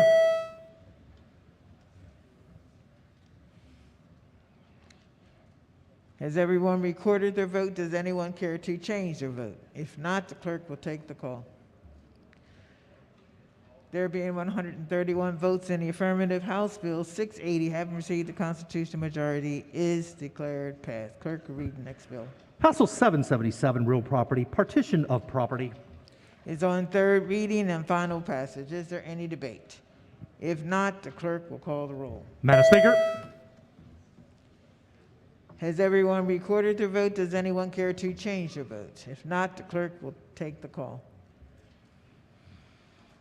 There being 138 votes in the affirmative, House Bill 777, having received a constitutional majority, is declared passed. Clerk will read the next bill. House Bill 784, Department of Natural Resources, Irreplaceable Natural Areas Program Establishment. Is on third reading and final passage. Is there any debate? If not, the clerk will call the roll. Madam Speaker, Has everyone recorded their vote? Does anyone care to change their vote? If not, the clerk will take the call. There being 138 votes in the affirmative, House Bill 784, having received a constitutional majority, is declared passed. Clerk will read the next bill. House Bill 870, Vehicle Towing or Removal, Secured Parties, Electronic Notification. is on third reading and final passage. Is there any debate? If not, clerk will call the roll. Madam Speaker, Has everyone recorded their vote? Does anyone care to change their vote? If not, the clerk will take the call. There being 138 votes in the affirmative, House Bill 870, having received the constitutional majority, is declared passed. Clerk will read the next bill. House Bill 1059 by County Commissions, Ethics, Certification of Compliance. Is on third reading and final passage. Is there any debate? If not, the clerk will call the roll. Madam Speaker, Has everyone recorded their vote? Does anyone care to change their vote? If not, the clerk will take the call. There being 139 votes in the affirmative, House Bill 1059, having received the constitutional majority, is declared passed. Calendar of third reading House Bills number 43. Clerk will read the first bill. House Bill 192, Baltimore County Board of Education Student Member Voting and Training. Is on third reading and final passage. Is there any debate? If not, the clerk will call the roll. Madam Speaker, Has everyone recorded their vote? Does anyone care to change their vote? If not, the clerk will take the call. There being 98 votes in the affirmative, House Bill 192, having received the constitutional majority, is declared passed. Clerk will read the next bill. House Bill 328, Elections Polling Place Location Restrictions, Repeal. It's on third reading and final passage. Is there any debate? If not, the clerk will call the roll. Madam Speaker, Has everyone recorded their vote? Does anyone care to change their vote? If not, the clerk will take the call. There being 138 votes in the affirmative, House Bill 328, having received the constitutional majority, is declared passed. Clerk will read the next bill. House Bill 374, Maryland School for the Deaf, Professional Personnel and Staff, Service Designation, Assignment, and Placement in a Collective Bargaining Unit. Is on third reading and final passage. Is there any debate? If not, the clerk will call the roll. Madam Speaker, Has everyone recorded their vote? Does anyone care to change their vote? If not, the clerk will take the call. There being 97 votes in the affirmative, House Bill 374, having received the constitutional majority, is declared passed. Clerk will read the next bill. House Bill 449, Property Tax Renters Property Tax Relief Program, Application Period. Is on third reading and final passage. Is there any debate? If not, the clerk will call the roll. Madam Speaker, Has everyone recorded their vote? Does anyone care to change their vote? If not, the clerk will take the call. There being 139 votes in the affirmative, House Bill 449, having received the constitutional majority, is declared passed. Clerk will read the next bill. House Bill 452, Frederick County Disposition of Marriage Ceremony Fee. Is on third reading and final passage. Is there any debate? If not, the clerk will call the roll. Madam Speaker, Has everyone recorded their vote? Does anyone care to change their vote? If not, the clerk will take the call. There being 139 votes in the affirmative, House Bill 452, having received the constitutional majority, is declared passed. Clerk, read next. House Bill 513, Infant and Early Childhood Mental Health Support Services Program, established. It's on third reading and final passage. Is there any debate? If not, the clerk will call the roll. Madam Speaker, has everyone recorded their vote? Does anyone care to change their vote? If not, the clerk will take the call. There being 137 votes in the affirmative, House Bill 513, having received the constitutional majority, is declared passed. Clerk, read the next bill. House Bill 518, Registers of Wills, Maximum Salary Increase. Is on third reading and final passage. Is there any debate? If not, the clerk will call the roll. Madam Speaker, has everyone recorded their vote? Does anyone care to change their vote? If not, the clerk will take the call. There being 106 votes in the affirmative, House Bill 518, having received a constitutional majority, is declared passed. Calendar of third reading, House Bills number 44. Clerk will read the first bill. House Bill 29, Vehicle Laws, Penalties for Failure to Pay Video Toll and Electronic Tolling Performance Audit. Is on third reading and final passage. Is there any debate? If not, the clerk will call the roll. Madam Speaker, Has everyone recorded their vote? Does anyone care to change their vote? If not, the clerk will take the call. There being 139 votes in the affirmative, House Bill 29, having received a constitutional majority, is declared passed. Clerk will read the next bill. House Bill 89, State Department of Education Child Care Stabilization Grants. Is on third reading and final passage. Is there any debate? If not, the clerk will call the roll. Madam Speaker, Has everyone recorded their vote? Does anyone care to change their vote? If not, the clerk will take the call. There being 137 votes in the affirmative, House Bill 89, having received the constitutional majority, is declared passed. Clerk will read the next bill. House Bill 834, On-Site Sewage Disposal Systems Outreach and Education Septic Awareness Act of 2022.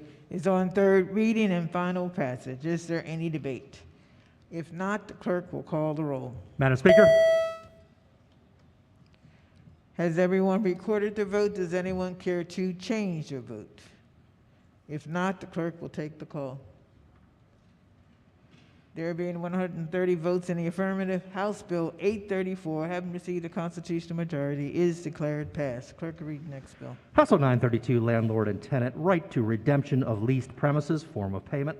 Is on third reading and final passage. Is there any debate? If not, the clerk will call the roll. Madam Speaker, Has everyone recorded their vote? Does anyone care to change their vote? If not, the clerk will take the call.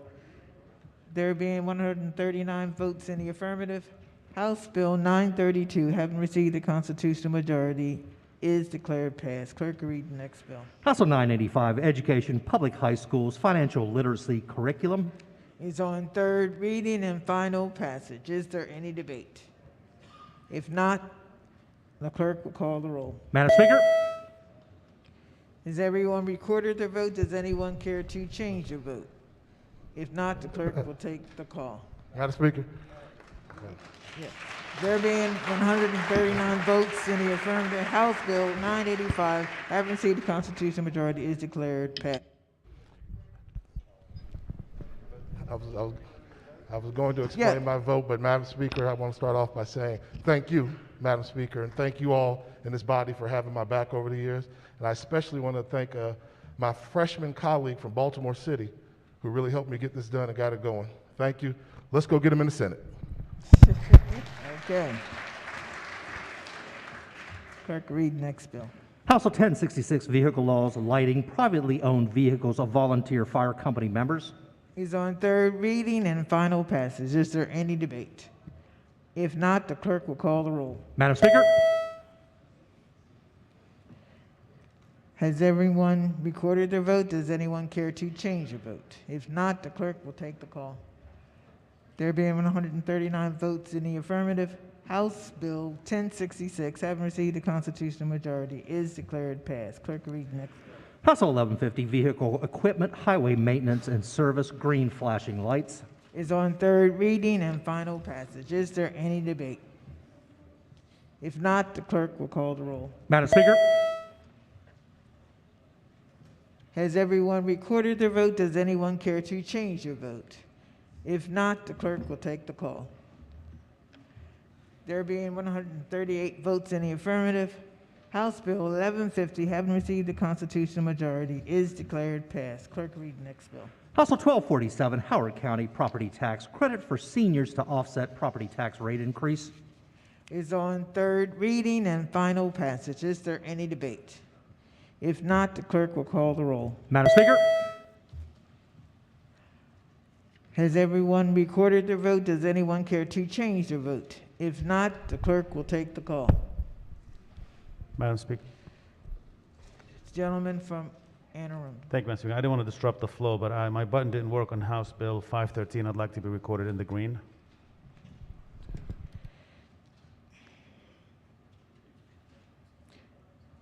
There being, There being 139 votes in the affirmative, House Bill 1247, having received a constitutional majority, is declared passed. Calendar of third reading, House Bills number 45. Clerk will read the first bill. House Bill 33, Criminal Law, Controlled Dangerous Substances, Schedules Adjustment. Is on third reading and final passage. Is there any debate? If not, the clerk will call the roll. Madam Speaker. Has everyone recorded their vote? Does anyone care to change their vote? If not, the clerk will take the call. There being 139 votes in the affirmative, House Bill 33, having received a constitutional majority, is declared passed. Clerk will read the next bill. House Bill 519, Circuit Court Clerk Salary Increase.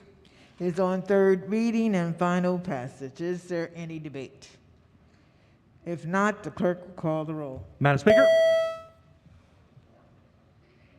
Has everyone recorded their vote? Does anyone care to change their vote? If not, the clerk will take the call. There being 106 votes in the affirmative, House Bill 519, having received the constitutional majority, is declared passed. Clerk will read the next bill. House Bill 653, Conservation Finance Act. Is on third reading and final passage. Is there any debate? If not, the clerk will call the roll. Madam Speaker. Has everyone recorded their vote? Does anyone care to change their vote? If not, the clerk will take the call. There being 135 votes in the affirmative, House Bill 653, having received the constitutional majority, is declared passed. Clerk will read the next bill. House Bill 725, Children Therapeutic Child Care Program Funding. Is on third reading and final passage. Is there any debate? If not, the clerk will call the roll. Madam Speaker. Has everyone recorded their vote? Does anyone care to change their vote? If not, the clerk will take the call.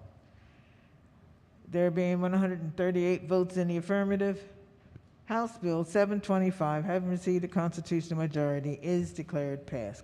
Clerk will read the next bill. House Bill 972, Continuing Care at Home Certificate of Need Exemption. Is on third reading and final passage. Is there any debate? If not, the clerk will call the roll. Madam Speaker. Has everyone recorded their vote? Does anyone care to change their vote? If not, the clerk will take the call. There being 138 votes in the affirmative, House Bill 972, having received the constitutional majority, is declared passed. My finger didn't work on the last vote. I'd like to be recorded in the green. Clerk will read the next bill. House Bill 993, Child Care Capital Support Revolving Loan Fund established.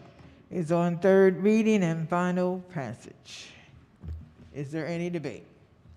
If not, the clerk will call the roll. Madam Speaker. Has everyone recorded their vote? Does anyone care to change their vote? If not, the clerk will take the call.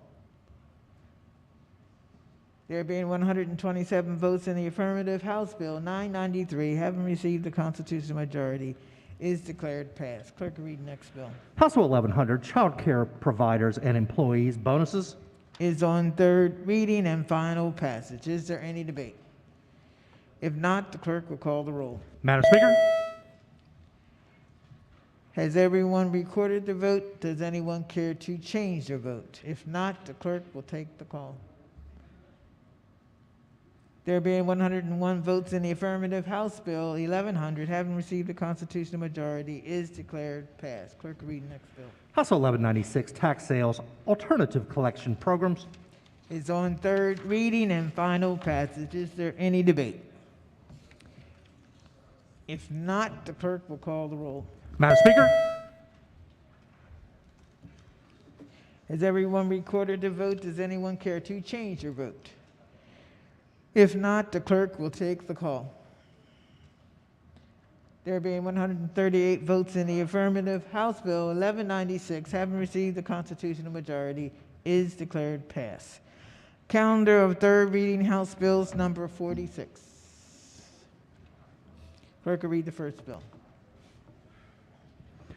House Bill 225, Criminal Procedure Victims of Sexually Assaultive Behavior. I don't know. is on third reading and final passage. Is there any debate? If- Madam Speaker, Gentleman from Tulsa. just a quick question for the floor leader. I'm going to excel.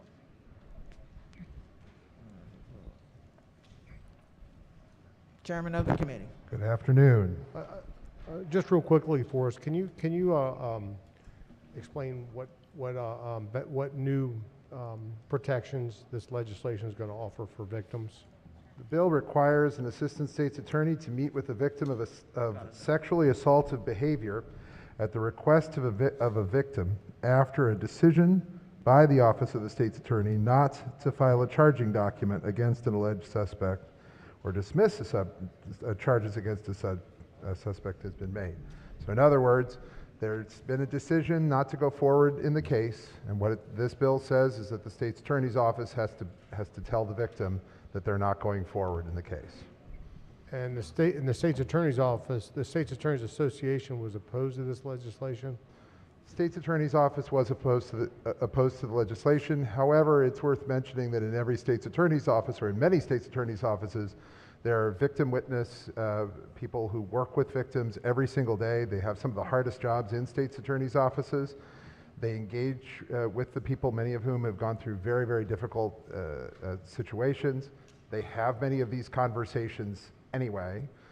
So there's going to be that. The issue I think here is, and the issue that the state's attorneys had, was that there are some of these cases that never are come to a point where the case is determined to be dropped, because with cases of rape, those cases go on and on in some cases, and some cases are never solved. So, Thank you for the refresher. Is there any further debate? If not, the clerk will call the roll. Madam Speaker? Has everyone recorded their vote? Does anyone care to change their vote? If not, the clerk will take the call. There being 132 votes in the affirmative, House Bill 225, having received the constitutional majority, is declared passed. Clerk will read the next bill. House Bill 578, Public Health, Medications to Treat an Opioid Use Disorder, Preferred and Non-Preferred Medications. It's on third reading and final passage. Is there any debate? If not, the clerk will call the roll. Madam Speaker? Has everyone recorded their vote? Does anyone care to change their vote? If not, the clerk will take the call. There being 139 votes in the affirmative, House Bill 578, having received the constitutional majority, is declared passed. Clerk will read the next bill. House Bill 1051, Elderly Individuals, Howard County and Montgomery County Adult Day Health Care Services Pilot Program and Task Force. It's on third reading and final passage. Is there any debate? If not, the clerk will call the roll. Madam Speaker?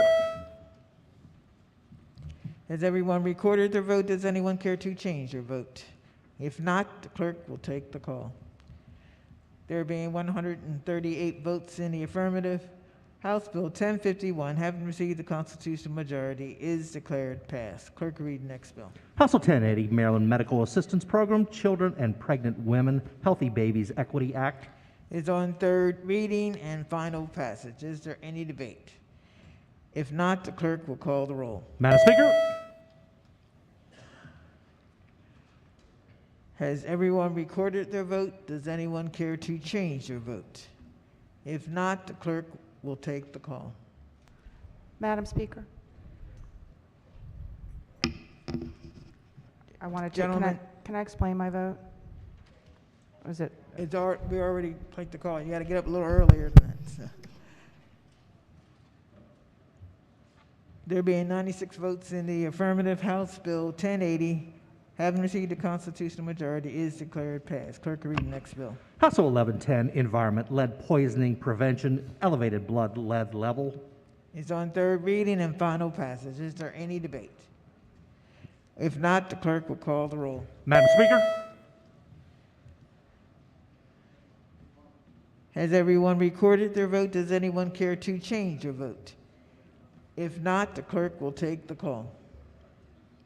There being 138 votes in the affirmative, House Bill 1110, having received the constitutional majority, is declared passed. Clerk will read the next bill. House Bill 1148, Health Insurance Two-Sided Incentive Arrangements and Capitated Payments Authorization.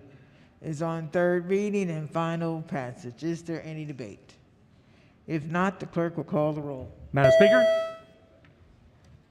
Has everyone recorded their vote? Does anyone care to change your vote? If not, the clerk will take the call. There being 138 votes in the affirmative, House Bill 1148, having received a constitutional majority, is declared passed. Clerk, read the next bill. House Bill 1186, property tax credit, elderly individuals, veterans, and surviving spouses, alterations. Is on third reading and final passage. Is there any debate? Madam Speaker? Recognizing the gentleman. Howard and Carroll. I'm from, yeah, I know where you're from. Thank you, ma'am. Howard County. Thank you, ma'am. And I'm sorry to keep everyone from lunch or late lunch, but will the floor leader rise just for a quick question? Floor leader. Good afternoon. Good afternoon. Hey, great to see you here. So there was a late amendment put on, I think the last time we discussed this on the floor, which actually caps the amount. Do you know why, or could you explain why to the body that amendment was put on? The amendment was deliberated within the subcommittee, and this was the number that we came to as a consensus. Okay, so I understand you correctly. There is an amendment that says it caps the ability for these veterans to claim this tax exemption up to $650,000 of their The assessed amendment value. limits the maximum value of a home Okay. that may receive the property tax credit to $650,000. So what would happen, if I could just ask the question, if a gentleman or gentlelady retires from the military, maybe an E7, buys a house for $400,000, and 7 years later, their assessed value goes from $400,000 to $650,000, do they lose it altogether at that point? Because they are on a fixed income at this point. The amendment limits the maximum value of a home that may receive the property tax credit. So yes, they would no longer be able to receive the credit. Okay, well, thank you, Mr. Floor Leader. I am going to vote for this. I think we should readdress this maybe in future years. I don't think we should penalize our veterans who are on a fixed income by some cap, knowing that a lot of our homes in Maryland, thankfully, are worth a lot of money. Thank you, Madam Speaker.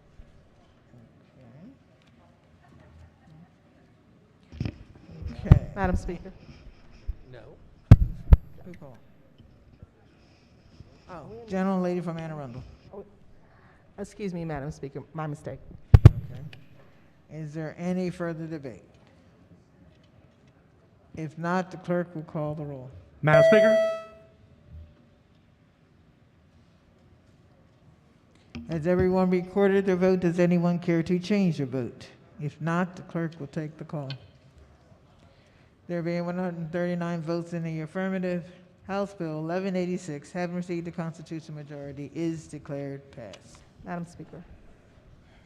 Recognize the gentlelady from Anne Arundel. Thank you, Madam Speaker. My button didn't work on House Bill 1080. I'd like to be recorded in the green, please. Gentlelady from Baltimore County. Madam Speaker, my button also did not work on 1080, and I'd like to be recorded in the red. Thank you.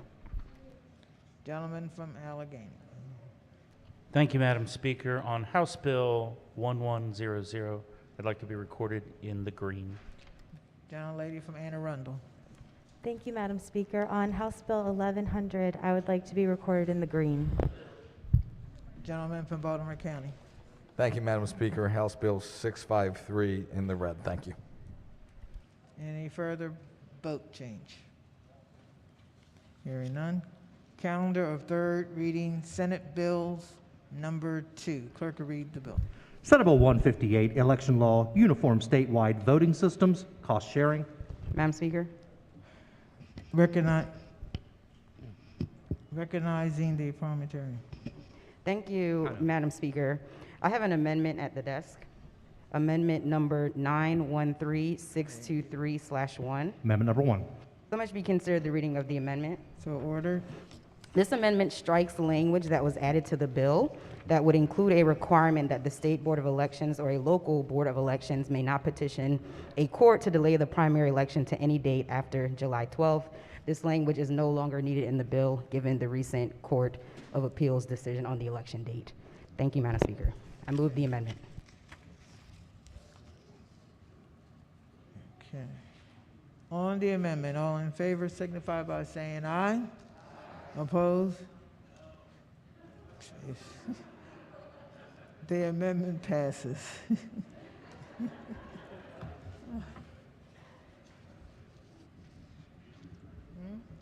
Senate Bill 158 is on third reading and final passage. Clerk will call the roll. Madam Speaker? Has everyone recorded their vote? Does anyone care to change a vote? If not, clerk will take the call. There being 139 votes in the affirmative, Senate Bill 158, having received a constitutional majority, is declared passed. Madam Speaker. Recognizing the gentlelady from Washington County. Thank you, Madam Speaker. I'd like to change my vote, if I could, please, on House Bill 1100 from nay to yay. Gentleman from Anne Arundel, Nevada. Thank you, Madam Speaker. Same for me. House Bill 1100 from nay to yay. Any other vote changes? Okay. Message from the Senate. Consent calendar number 24. Senate bills introduced in the House. The clerk will read the first bill and committee assignment. Senate Bill 124, Senator Heddleman, Ways and Means. Madam Speaker. Recognizing the majority leader. Thank you, Madam Speaker. I move that the reading of Senate Bill 124 be considered the reading of all the bills on the calendar.